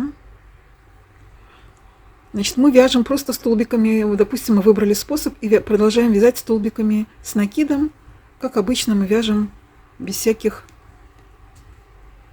прикрас, так скажем, просто столбики в верхушку предыдущего ряда. Провяжем давайте какое-то энное количество, чтобы посмотреть.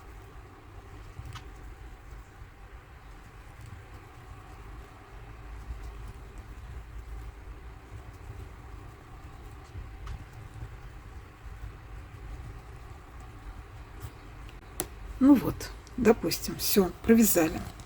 И вот так, посмотрите, у вас это будет выглядеть.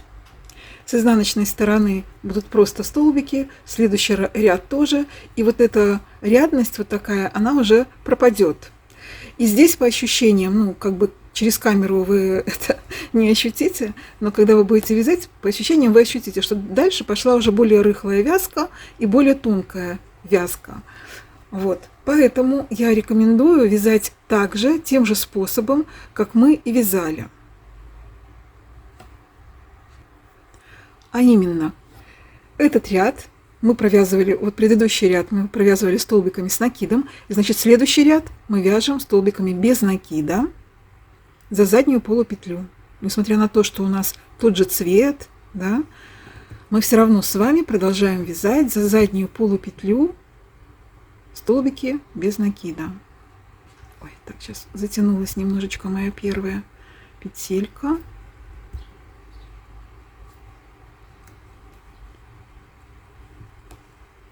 Вот. Ничего нового за заднюю полупетлю.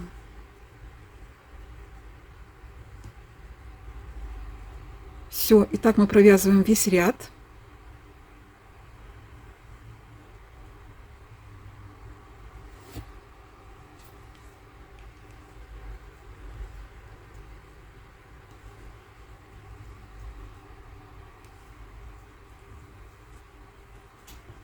Чтобы нам образовались вновь наши полупетельки впереди ряда. Провязываем. Если вы избрали способ просто столбики, то вяжите, пожалуйста, просто столбиками на ту высоту, на которую вы хотите. И дальше у нас нам нужен один ряд будет для того, чтобы нам завязочку протянуть. Вот, поэтому там либо 3, либо 4, либо 5 рядочков столбиками с одним накидом провяжите. А те, которые избрали вот этот способ, встречаемся с вами в конце ряда.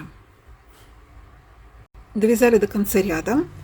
Вяжем следующий ряд. Все тем же цветом нити. Перекидываем маркер.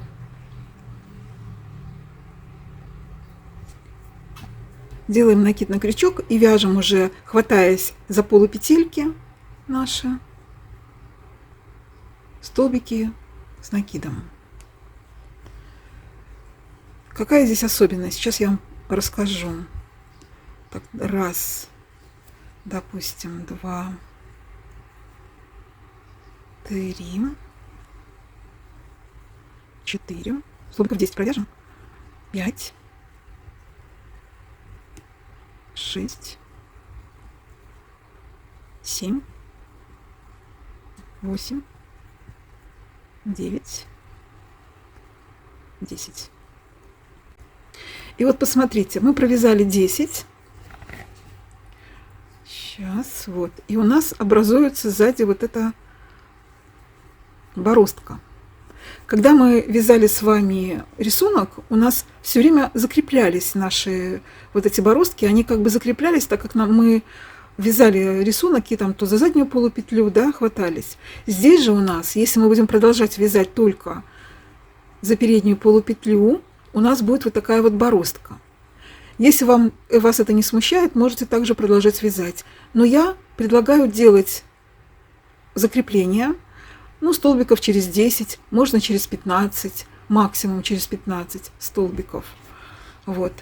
Значит, вот я провязала 10, и на 11 столбике рекомендую сделать вот такую, грубо говоря, как закрепочку. То есть мы будем вязать столбик с накидом, хватаемся за переднюю полупетлю, вытягиваем ниточку, и потом, вот, ну, примерно так, вот какой у нас столбик, вот этот у нас столбик, хватаемся за заднюю полупетлю, вот этой бороздки, вот, да, вот наша бороздка идет, и вот за заднюю полупетлю я вот так хватаюсь, достаю ниточку и провязываю вместе.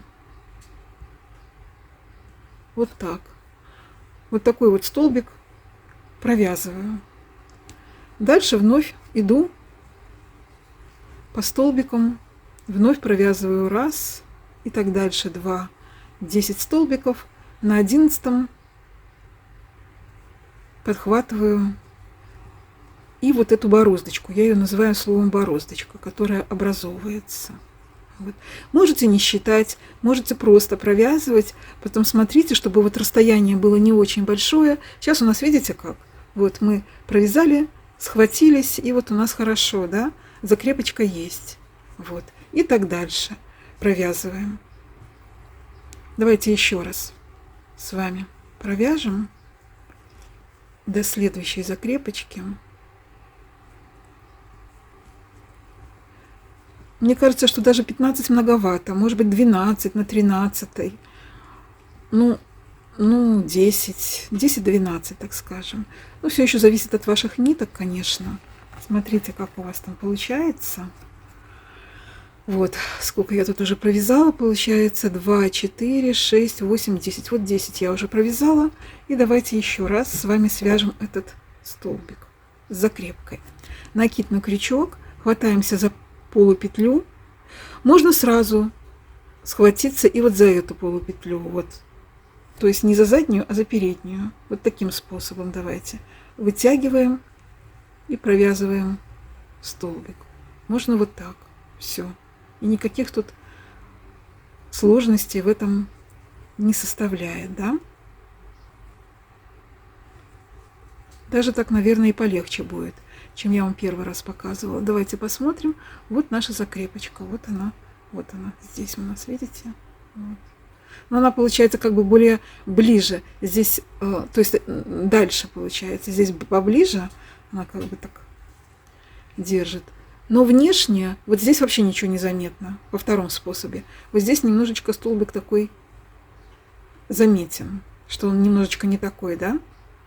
Но в целом это в сумке, конечно, поверьте мне, ничего заметно не будет. Все, и вот так продолжайте, пожалуйста, вязать, закрепляя бороздочки до конца ряда.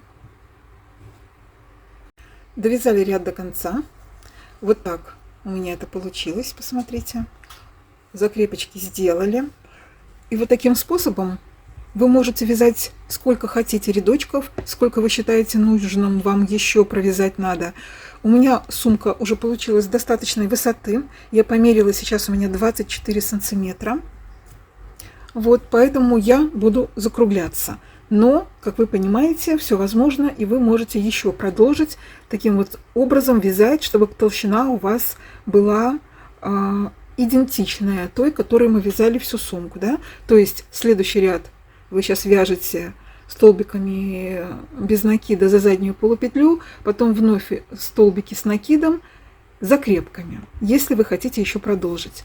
Когда вы уже провяжете на ту высоту, на которую и решите, что вам надо уже закругляться, еще 2 ряда нам надо будет провязать столбиками с накидом. Учитывайте этот факт при вязании на ту высоту, на которую вы захотите. Значит, вот эти два ряда, которые нам надо провязать, один из них это для того, чтобы нам протянуть нашу веревочку, которую мы будем стягивать в сумку. И следующий ряд, это уже будет заключительный ряд, так скажем, столбиками с накидом. И там еще будет у нас отделочный ряд. Вот. То есть всего вот мне сейчас осталось провязать 3 ряда. Значит, следующий ряд сейчас я провязываю столбиками с накидом, без просто за верхушки столбиков предыдущего ряда. Все, когда вы уже вывели на ту высоту и решили, что все, что вам не надо, еще у нас остается 2 таких высоких ряда, это 2 ряда столбиками с накидом, вот, и вяжем с вами. Обычный ряд, точнее обычных 2 ряда. Вот.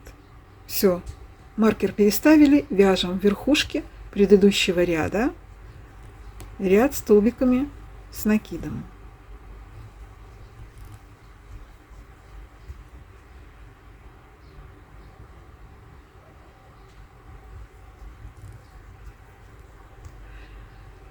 Вот.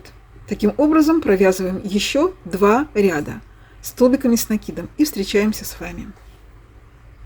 Значит, мы закончили с вами столбики без накида, и у нас, видите, так как я не делала соединительных, у нас вот этот ряд выше идет, да? Делаем одну воздушную петлю, накид на крючок, 2 накида точнее на крючок, и сюда же, вот сюда, откуда у нас выходит столбик, вот сюда в начало ряда провязываем столбик с 2 накидами. В косынке ландыша я делала только 1 столбик и все. А здесь мы с вами свяжем 2 столбика. И еще 1 столбик делаем.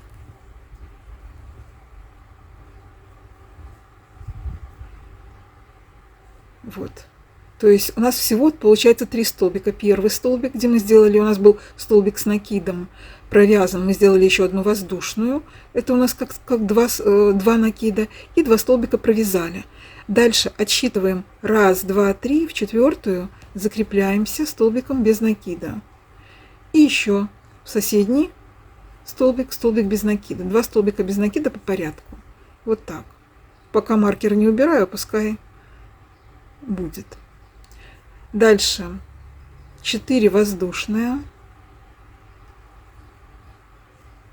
2 накида на крючок, сюда вяжем столбик с 2 накидами,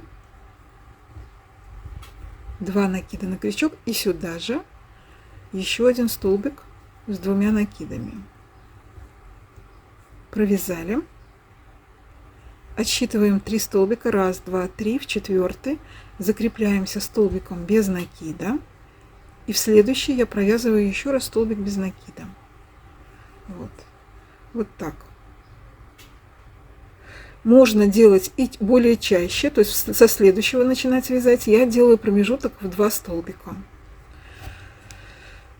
4 воздушные, 2 накида, сюда же столбик с 2 накидами 1, столбик с 2 накидами 2, всего у нас 3 столбика, 1, 2, 3, в 4-ю закрепляемся столбиком без накида, и в следующий столбик без накида. Вот так. И давайте еще 1 свяжем и посмотрим, как это смотрится. 1, 2, 3, 4, 2 накида, сюда же столбик с 2 накидами, еще 1 столбик с 2 накидами, 1, 2, 3, в 4-ю закрепились, и еще 1 столбик по порядку. Все, вот давайте посмотрим. Сейчас я отодвину камеру и посмотрим, как смотрится. Вот так это смотрится, если это не менять цвет нити, а продолжать вязать. Так, пожалуйста, стой, сумочка. Вот таким цветом. В принципе, тоже смотрится хорошо, может быть, даже и получше. чтобы не было никакого контраста, просто вот такой вот сделать завершающий ряд с такой вот обвязкой. Так, как вам такая обвязка? Посмотрите и решите для себя. Может, вы свою обвязку какую-то сделаете. Она будет смотреться хорошо, эта обвязка, когда вы начнете стягивать сумочку, то этот краешек будет смотреться очень даже интересным. Давайте свяжем. Я пока не буду распускать вот эту обвязочку. Я еще думаю, какой сделать краешек. Еще один вид обвязки. Вяжем столбик без накида, воздушная, столбик без накида, воздушная, столбик без накида, воздушная, столбик без накида и так далее. Получается вот такая вот незамысловатая обвязочка. Либо делаем так: воздушная, соединительный столбик, воздушная, соединительный столбик, воздушная, соединительный столбик. То есть все по порядочку. Воздушная, ничего не пропускаем, соединительный, воздушная, соединительный. Вот. И получается такая вот косичка. Вот со столбиками без накида, а вот здесь как косичка. Посмотрите. И вот какой способ вам больше нравится, выбирайте. Ну или просто обычная соединительная, да, просто в качестве косички. Если ничего не хотите, а просто соединительными, то это уже просто будет краешек с косичкой и все. Сейчас провяжем немножечко. И вот разные способы обвязки я вам показала, а вы для себя, пожалуйста, решите. Вот. Вот либо вот такой, просто косичкой. Вот такие различные варианты.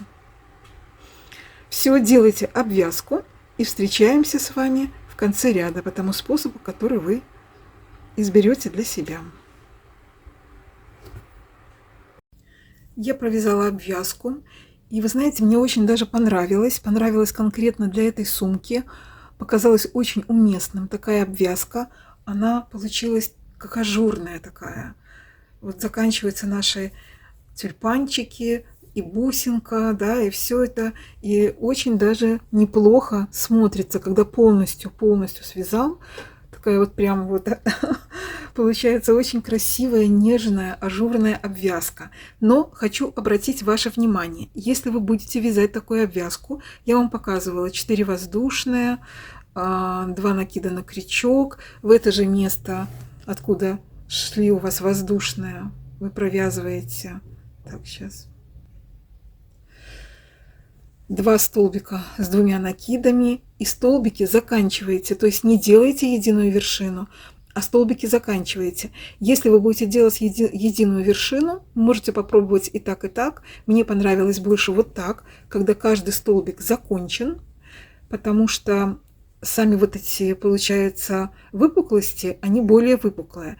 Если единая вершинка, то он будет более такой лежачий выступ, более не такой выпуклый будет кверху. Ну, конечно, все вы можете попробовать и сделать так и так.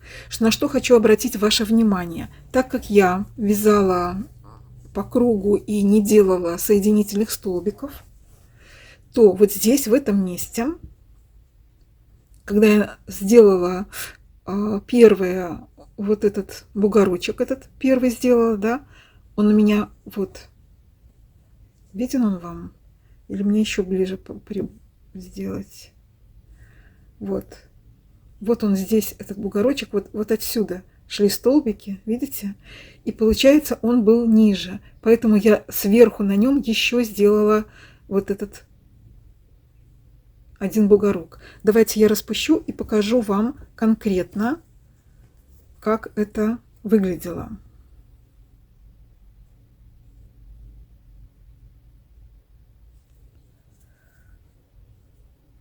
Вот, видите? Вот здесь был сделан вот этот бугорок, так как был перепад высот, да? Помните, он столбик вот этот шел, обычный столбик с накидом. Я сделала одну воздушную и потом провязала 2 столбика. И вот это вот перепад, вот этот высот, вот он какой, видите? А следующий идет уже высокий. Поэтому, чтобы вот это сравнять, я связала еще один сверху, вот, и закончила вязание. То есть вот у меня оно закончилось вот здесь, я довязала, у меня все сошлось, все довязала. И для того, чтобы вот этот перепад, давайте еще распущу и вот это, покажу вам конкретно, чтобы вы конкретно видели.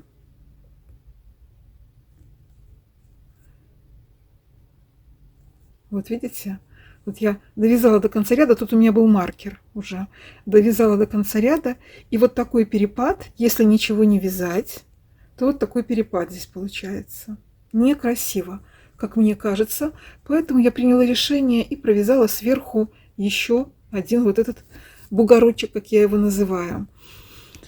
Так, 1, 2, 3, 4, 2 накида. И вот я провязываю столбик до конца полностью. Вот 2 накида провязала и заканчиваю. Не делаю единую вершину. Вот. Второй столбик. Вот, провязала. И вот сюда, когда уже закончилось у нас, вот этот бугорочек закончился, и мы присоединялись столбиком без накида, вот, да, вот сюда, где мы присоединялись столбиком без накида, я делаю соединительную петлю. Вот, сделала, подтянула, теперь закрепительную и вытягиваю ниточку. Все, вот так, таким вот образом. И вот эта вот неровность, она более-менее, вот видите, выровнялась. Более-менее вот так выровнялась. По крайней мере, это не так заметно, как если бы был вот этот перепад высот. Вот так.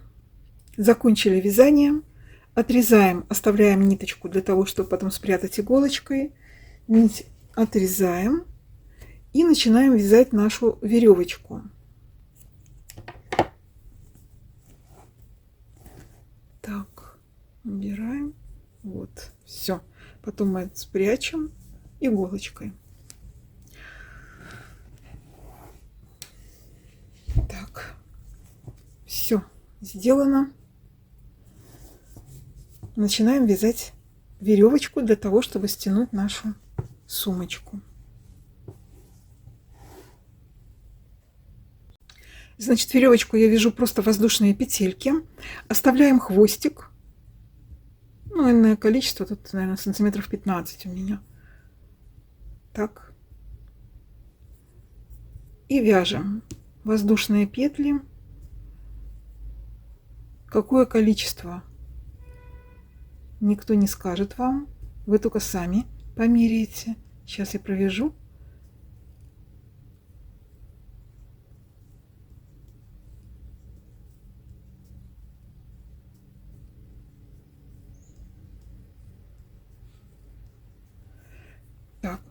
Так вот вяжем.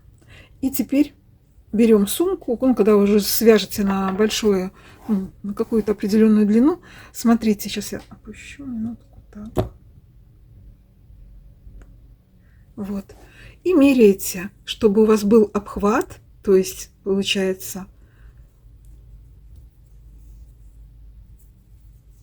вот этот у нас хвостик вот отсюда, да, вот так и вот так вот, тык-тык-тык-тык-тык, вы вяжете, так, потом еще один раз также должно быть у вас, это на обхват сумочки, и дальше еще немножко, ну, на половинку хотя бы, вот так. Вот так, вот столько у вас должно быть провязано веревочки. Вяжем и встречаемся, когда провяжете воздушные петельки. Я провязала воздушные петли, я их не считала и меряю. Вот так прикладываю, натягивается, видите, растягивается, поэтому тоже натягивайте, меряйте. Вот, раз, второй раз и чуть-чуть еще. Вот такое количество у меня воздушных петель получилось. То есть я больше ничего не вяжу.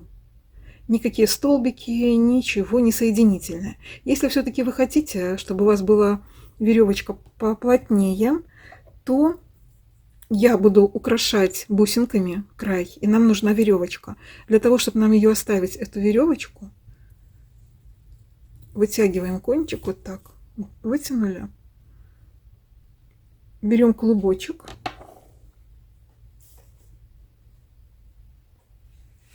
и вот туда вовнутрь продеваем. Вот так. Тянем, тянем, вытягиваем ниточку вот так вот. Вот. И завязываем узелок. Вот так. Затягиваем. Оп. Затянули. Все. У нас получился узелок. И дальше нам надо оставить количество ниточки. Ну вот вначале у меня было такое вот количество оставлено. Ну и тут примерно такое количество мы оставляем ниточки. Берем наш крючок, вставляем в петлю.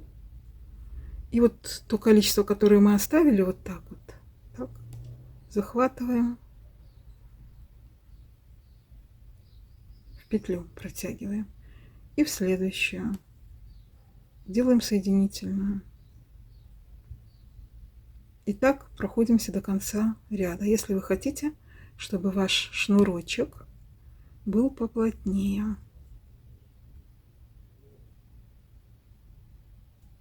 Так.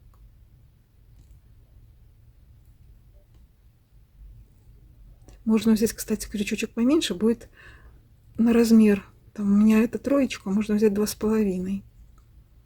Будет полегче вязать. Потому что вот, ну и тогда шнурочек будет более такой толстенький, плотненький. Шнурочек будет.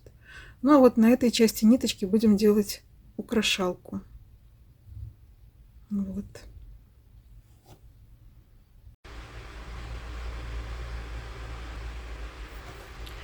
Если на фоне слышны вам звуки, это вентилятор. Очень жарко сейчас, очень жарко. Простите, пожалуйста. Я постараюсь, чтобы вам было хорошо слышно видео, и вентилятор вам не мешал. Значит, мы с вами связали шнурочек. Я сделала соединительные петельки назад, сделала его попрочнее. Вы могли просто провязать воздушные петельки, как я вам говорила. Значит, если вы вязали просто соединительные петельки, у вас одна веревочка, ну, один шнур остался, вот, один, да? Если соединительные петельки, то 2. С одной стороны у вас будет просто шнурочек, вот как разрезанный, а с другой стороны мы оставили с вами вот такую петелечку, и вот тут вот нам надо разрезать. Значит, я уже сделала бусинки с одной стороны. Значит, вот так вот я как бы и делаю. Все делать можно в разной последовательности, как вам хочется, но я делаю именно таким образом. Вяжу шнурочек, потом с одной стороны одеваю бусинки. Вот этот кончик можно обрезать, как вам больше понравится. Можно вот так, и все, и здесь клеем обработать, чтобы не распускался кончик. А можно оставить все, как бы, да. И потом теперь надо продеть шнурочек в сумочку и сделать бусинки с другой стороны. Ну вот, с другой стороны я вам покажу, как я бусинки одеваю. Значит, для того, чтобы продеть шнурочек в сумочку, можно пользоваться иглой трикотажной. У меня, например, есть вот такая трикотажная игла с тупым концом, металлическая. Есть пластиковая иголочка. А можно это делать крючком. Значит, нам необходимо определить... Сейчас я подниму камеру. Нам необходимо определить, где у нас будет серединка.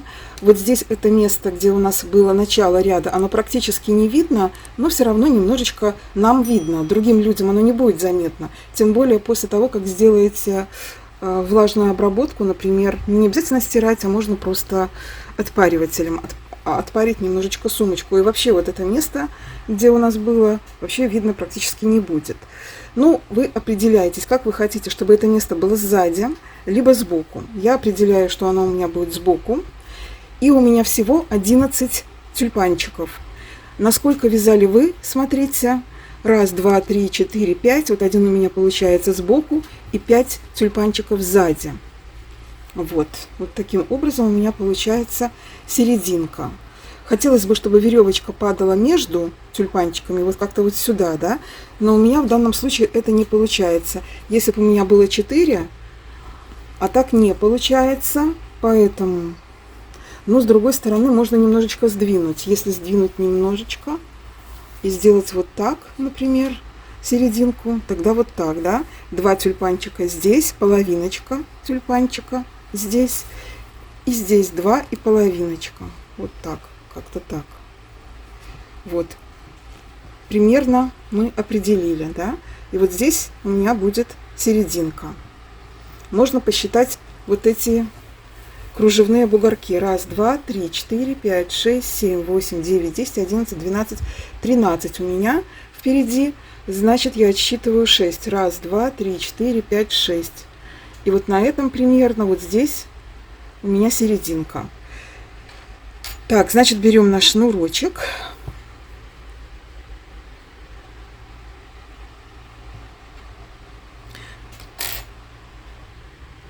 Берем наш шнурочек, втянули в иголочку, в трикотажную я втянула. Вот мое место, где я хочу.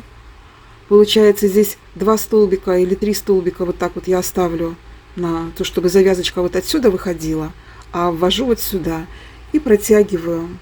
Протягиваю можно через определенное количество столбиков считать, сколько хотите, а можно в произвольном порядке, как вам больше будет нравиться. Ну, давайте посчитаем. 2, 4, 6, 8, 10, да, оптимальное количество 10. Ну, вначале давайте посчитаем, а потом посмотрим. Втягиваем, втягиваем, вот наш хвостик. Оставляем и дальше через какое-то количество, например, через 2 или через 3 столбика, вновь 2, 4, 6, 8, 10. Протягиваем. Вот так. Укладываем аккуратненько. Он все равно будет крутиться, конечно, этот шнурочек. Поэтому стараемся уложить красиво. Вновь пропускаем 3 столбика. Если через 3, можно через 4, как вам нравится. 1, 2, 3 я оставляю. И вновь 2, 4, 6, 8, 10. И вывожу. И так далее. Девочки, втягиваем шнурочек.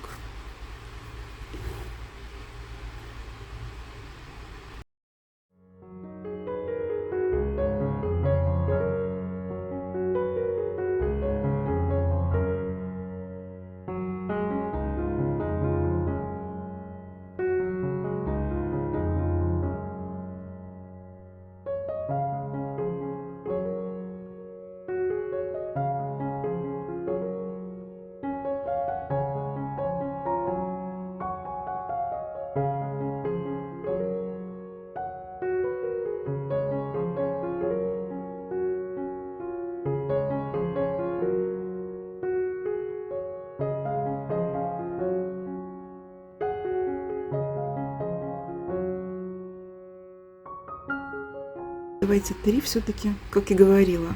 Вот. От вот этого начала 3 столбика, все.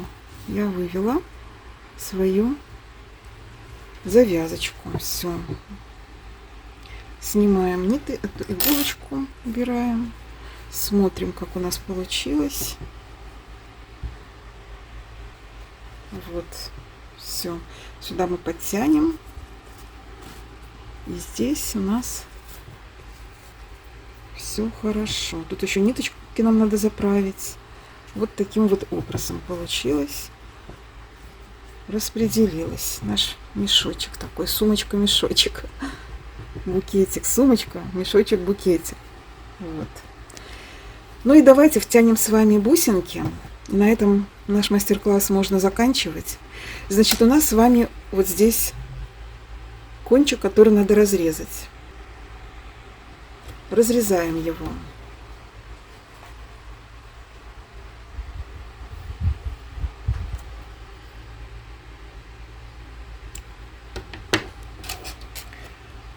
Дальше нам нужны бусинки и нужен крючок.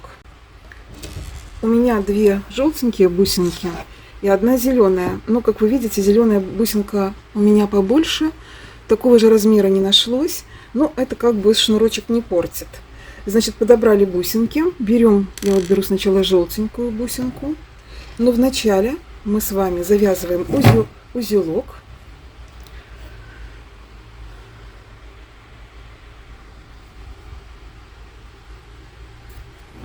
Затягиваем узелок.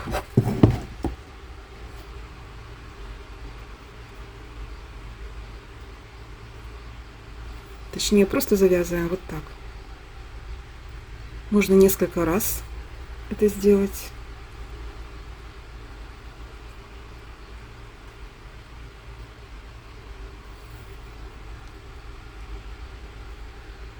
Теперь берем бусинку, берем крючок, который пролазит в бусинку. Мы уже использовали, да, когда бусинки ввязывали.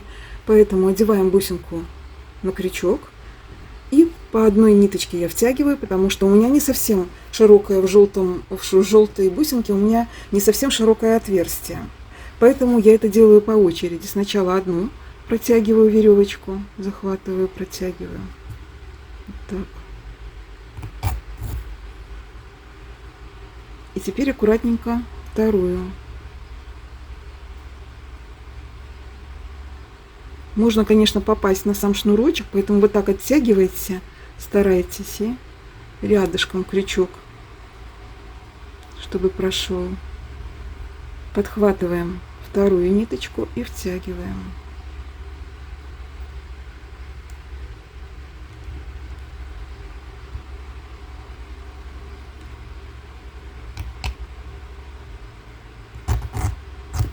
Все, протянули. Теперь нам вновь остается завязать узелочки. Я сначала завязываю просто вот так из 2 ниточек, это просто очень. Если у вас одна ниточка, то вам по-другому надо завязывать узелочки, но это все реально. Вот так сначала один узелочек я завязываю, потом второй.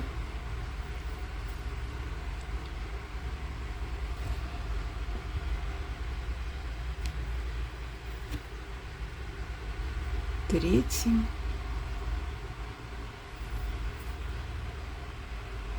Вот. И все было бы нормально, если у вас все одинаковые бусинки, да, то уже отверстие закрыто вот здесь этими узелочками. Навязывайте узелочков столько, чтобы отверстие вот это было уже закрыто. У меня вот оно закрыто, и достаточно завязали, и если бы у меня размер бусинки был такой же, зеленой бусинки, я бы больше ничего не городила. Но у меня здесь отверстие побольше, вот оно широкое такое, и если я одену, то оно как бы туда пролезет, на эти узелки. Поэтому я еще завязываю большой узелок, потому что вот этих узелков сколько ни завязываю, все равно будет пролазить бусинка.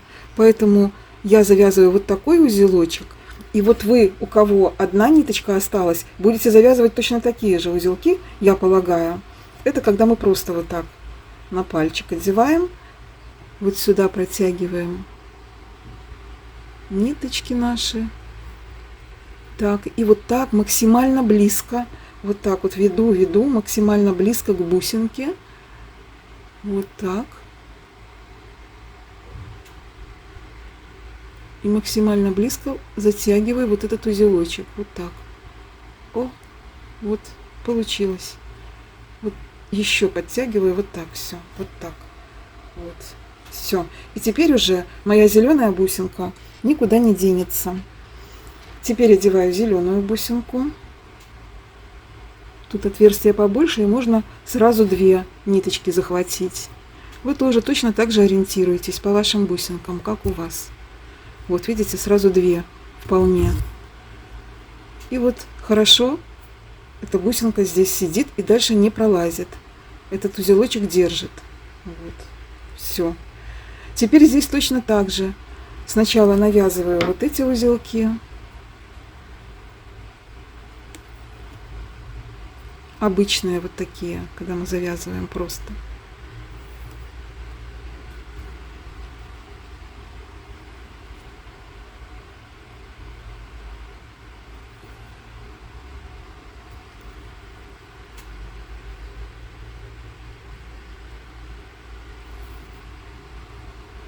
Вот 3 завязала. И теперь вновь завязываю вот этот, который на пальчик оборачиваем.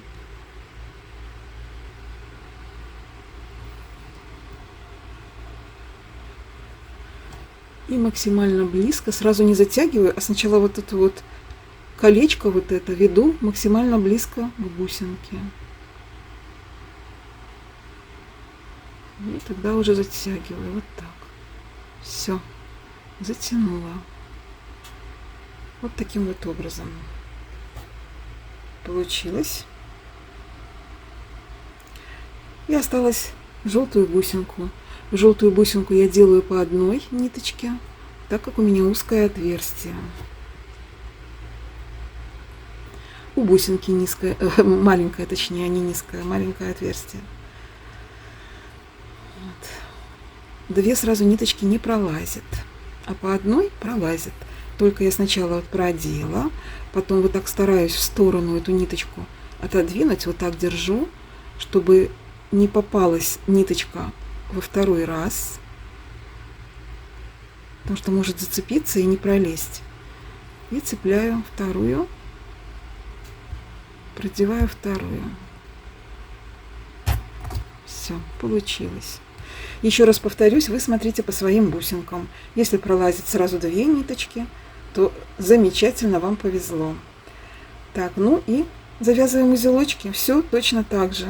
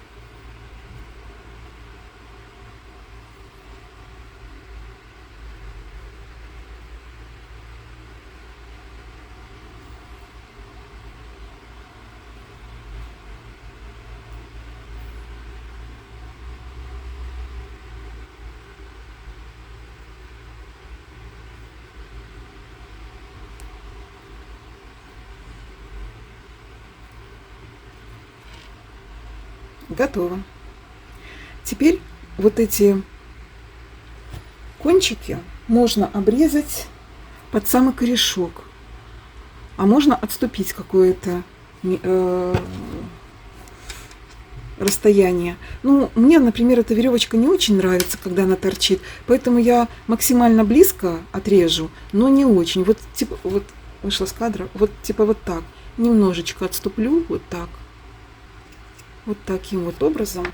И здесь обработаю клеем. А дальше посмотрю, может быть, еще поближе можно и обрезать. Вот. В общем, таким вот образом, да. И теперь берем клей какой-то. Можно и клей ПВА, можно для текстиля клей. Свой клей я уже несколько раз вам показывала. У меня вот такой турецкий клей. Я его использовала для творческих разных поделок. Но он уже сколько у меня лет, наверное. И вот я все до сих пор им пользуюсь.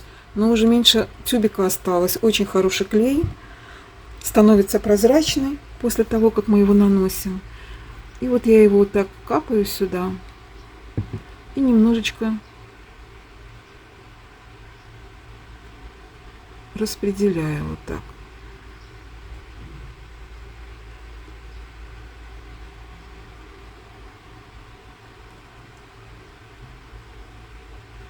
Немножко зафиксировать. Все, высыхает он быстро. Ложу так, чтобы на сумочка не касалась. Пусть высыхает. И точно так же со второй стороны делаю. Пока высыхают бусинки, что я хочу вам сказать, девочки. Я вам показывала, можно сказать, бюджетный вариант. Здесь используются у нас только нитки. Бусинки можно было не использовать и все сделать только из ниток. И нитки я использовала тоже бюджетные. Я вам говорила, что стоимость этих ниток в Леонардо невысокая, так как это переработанный хлопок. И вот такую бюджетную сумку, ее себестоимость, если не считать бусинок, нитки, вот в данной сумочке, которую мы сейчас с вами вязали, у меня было больше тюльпанов. Значит, в той сумке, что я вам показывала, красные тюльпаны, у меня было 10, по-моему, тюльпанов. Здесь у меня 11 тюльпанов. Поэтому сумочка получилась размером побольше, повыше. И у меня ушло чуть больше ниток основного цвета, вот этого основного цвета, больше моточка. Ну, будем считать 1,5 моточка. И желтеньких чуть-чуть, и зеленых ниток чуть-чуть. Ну, грубо говоря, себестоимость этой сумки можно оценивать в 15 белорусских рублей.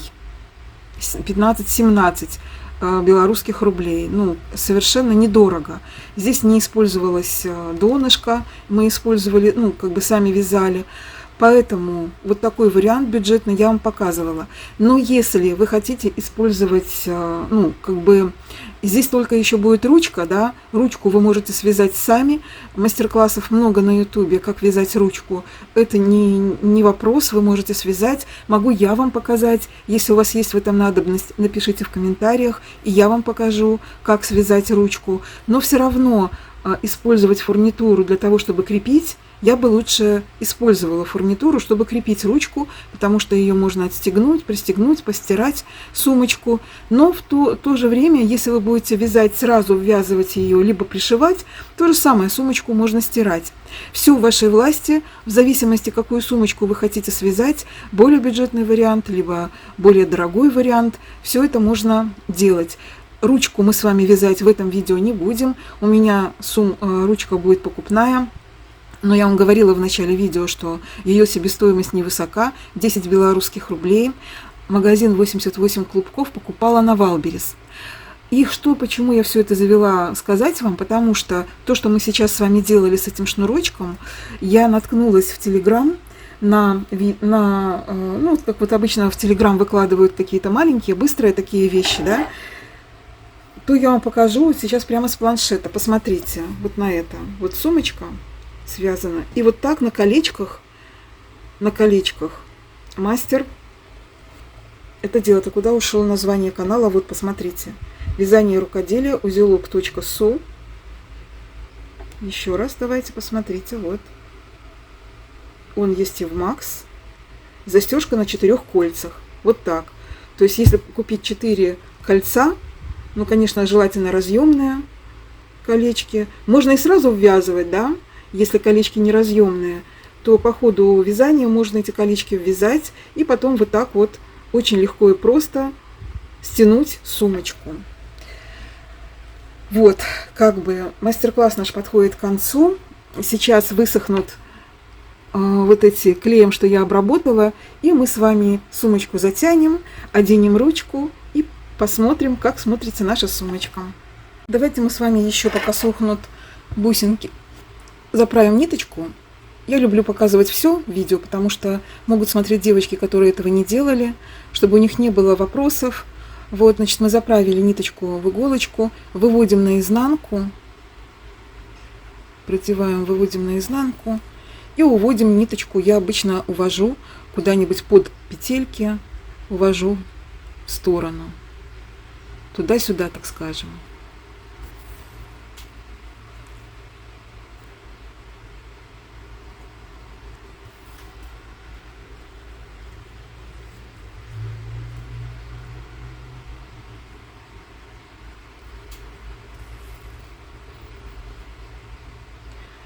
Нахожу место, где закрепляю, делаю узелочек.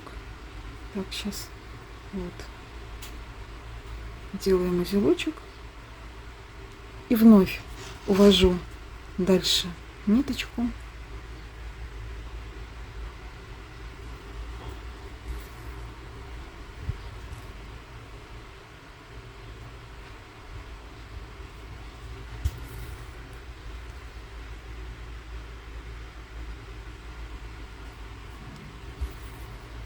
Так, и теперь вот у меня ниточка вот так выходит, я вот эту пропускаю петельку и вот назад вот так туда увожу. в направлении назад. Вот так. И ниточка закрепляется более прочно.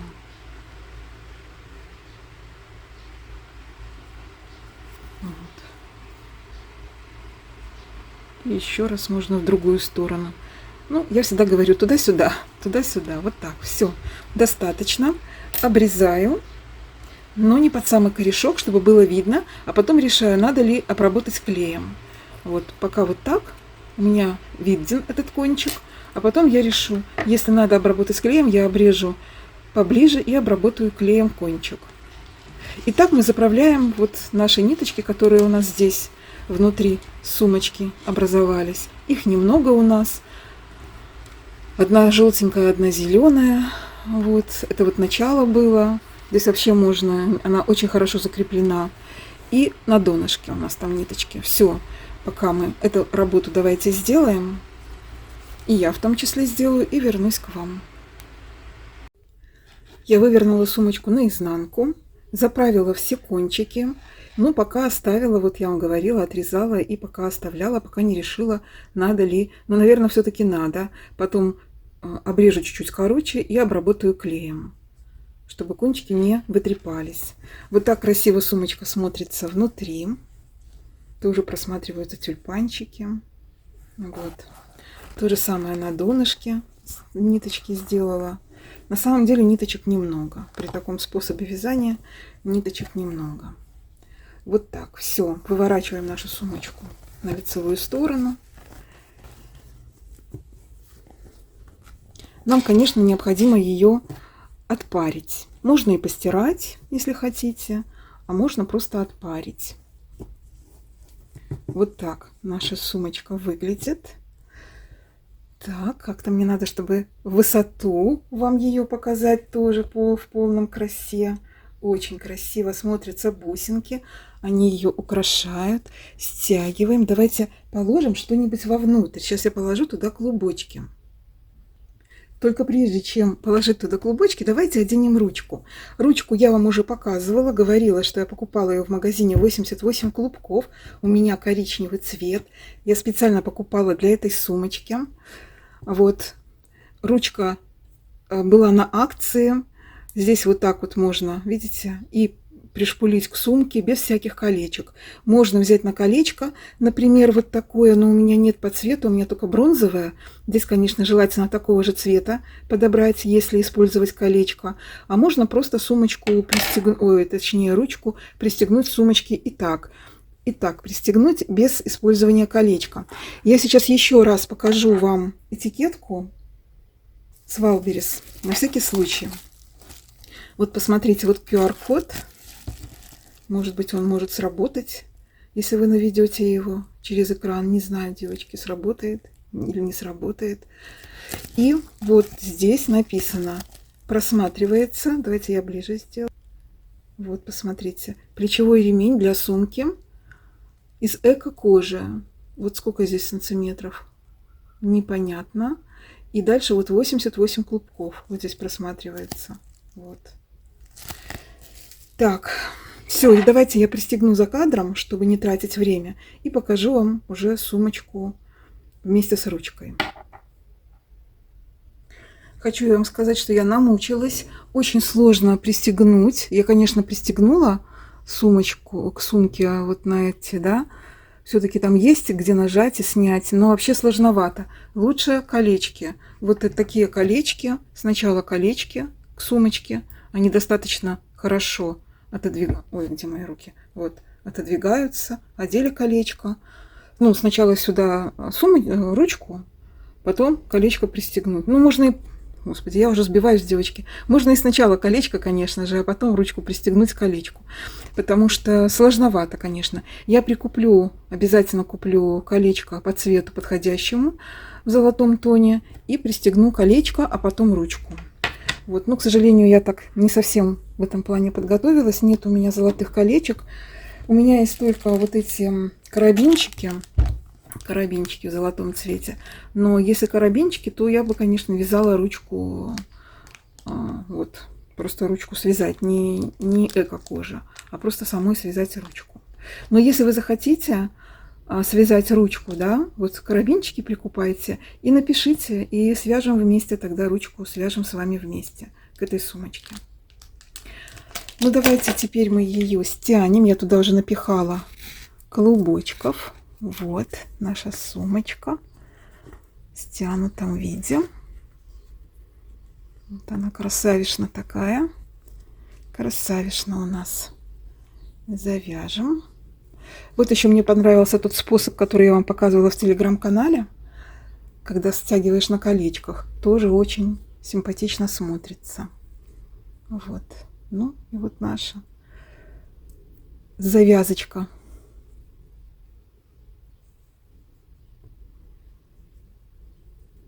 Вот так, девочки. Бусинки наши красивые. Вот так смотрится.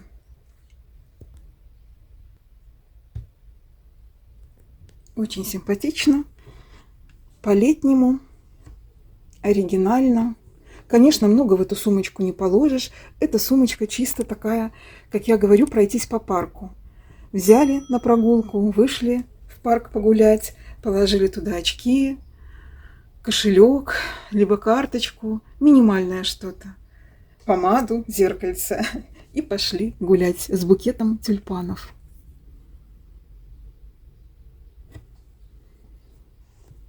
Мне нравится, девочки, очень нравится такая сумочка.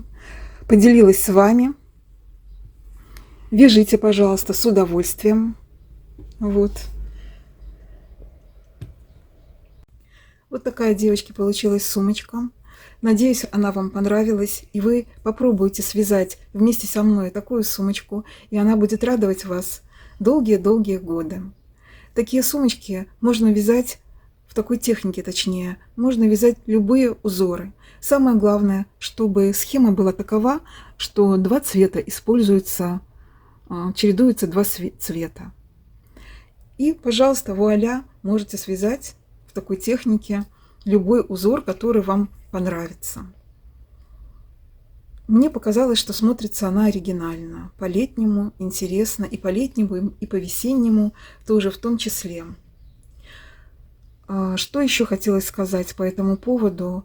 Вязать можно из разных ниток, но желательно, конечно, именно вот в этой технике ленивого жаккарда, такого не классического ленивого жаккарда, нитки не совсем толстые, использовать не совсем толстые нитки, потому что у нас идет как двойное вязание. Но вы это прочувствовали уже, если вязали вместе со мной. Все тайм-коды будут внизу под видео. Вы можете нажать и попадете в то место, с которого остановились. Все для вашего удобства.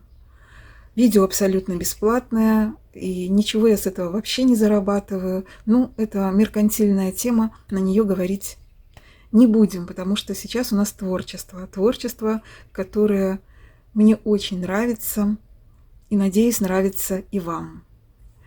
Еще вам покручу раз эту сумочку поближе. Интересно смотрится вязка, интересно смотрятся бусинки.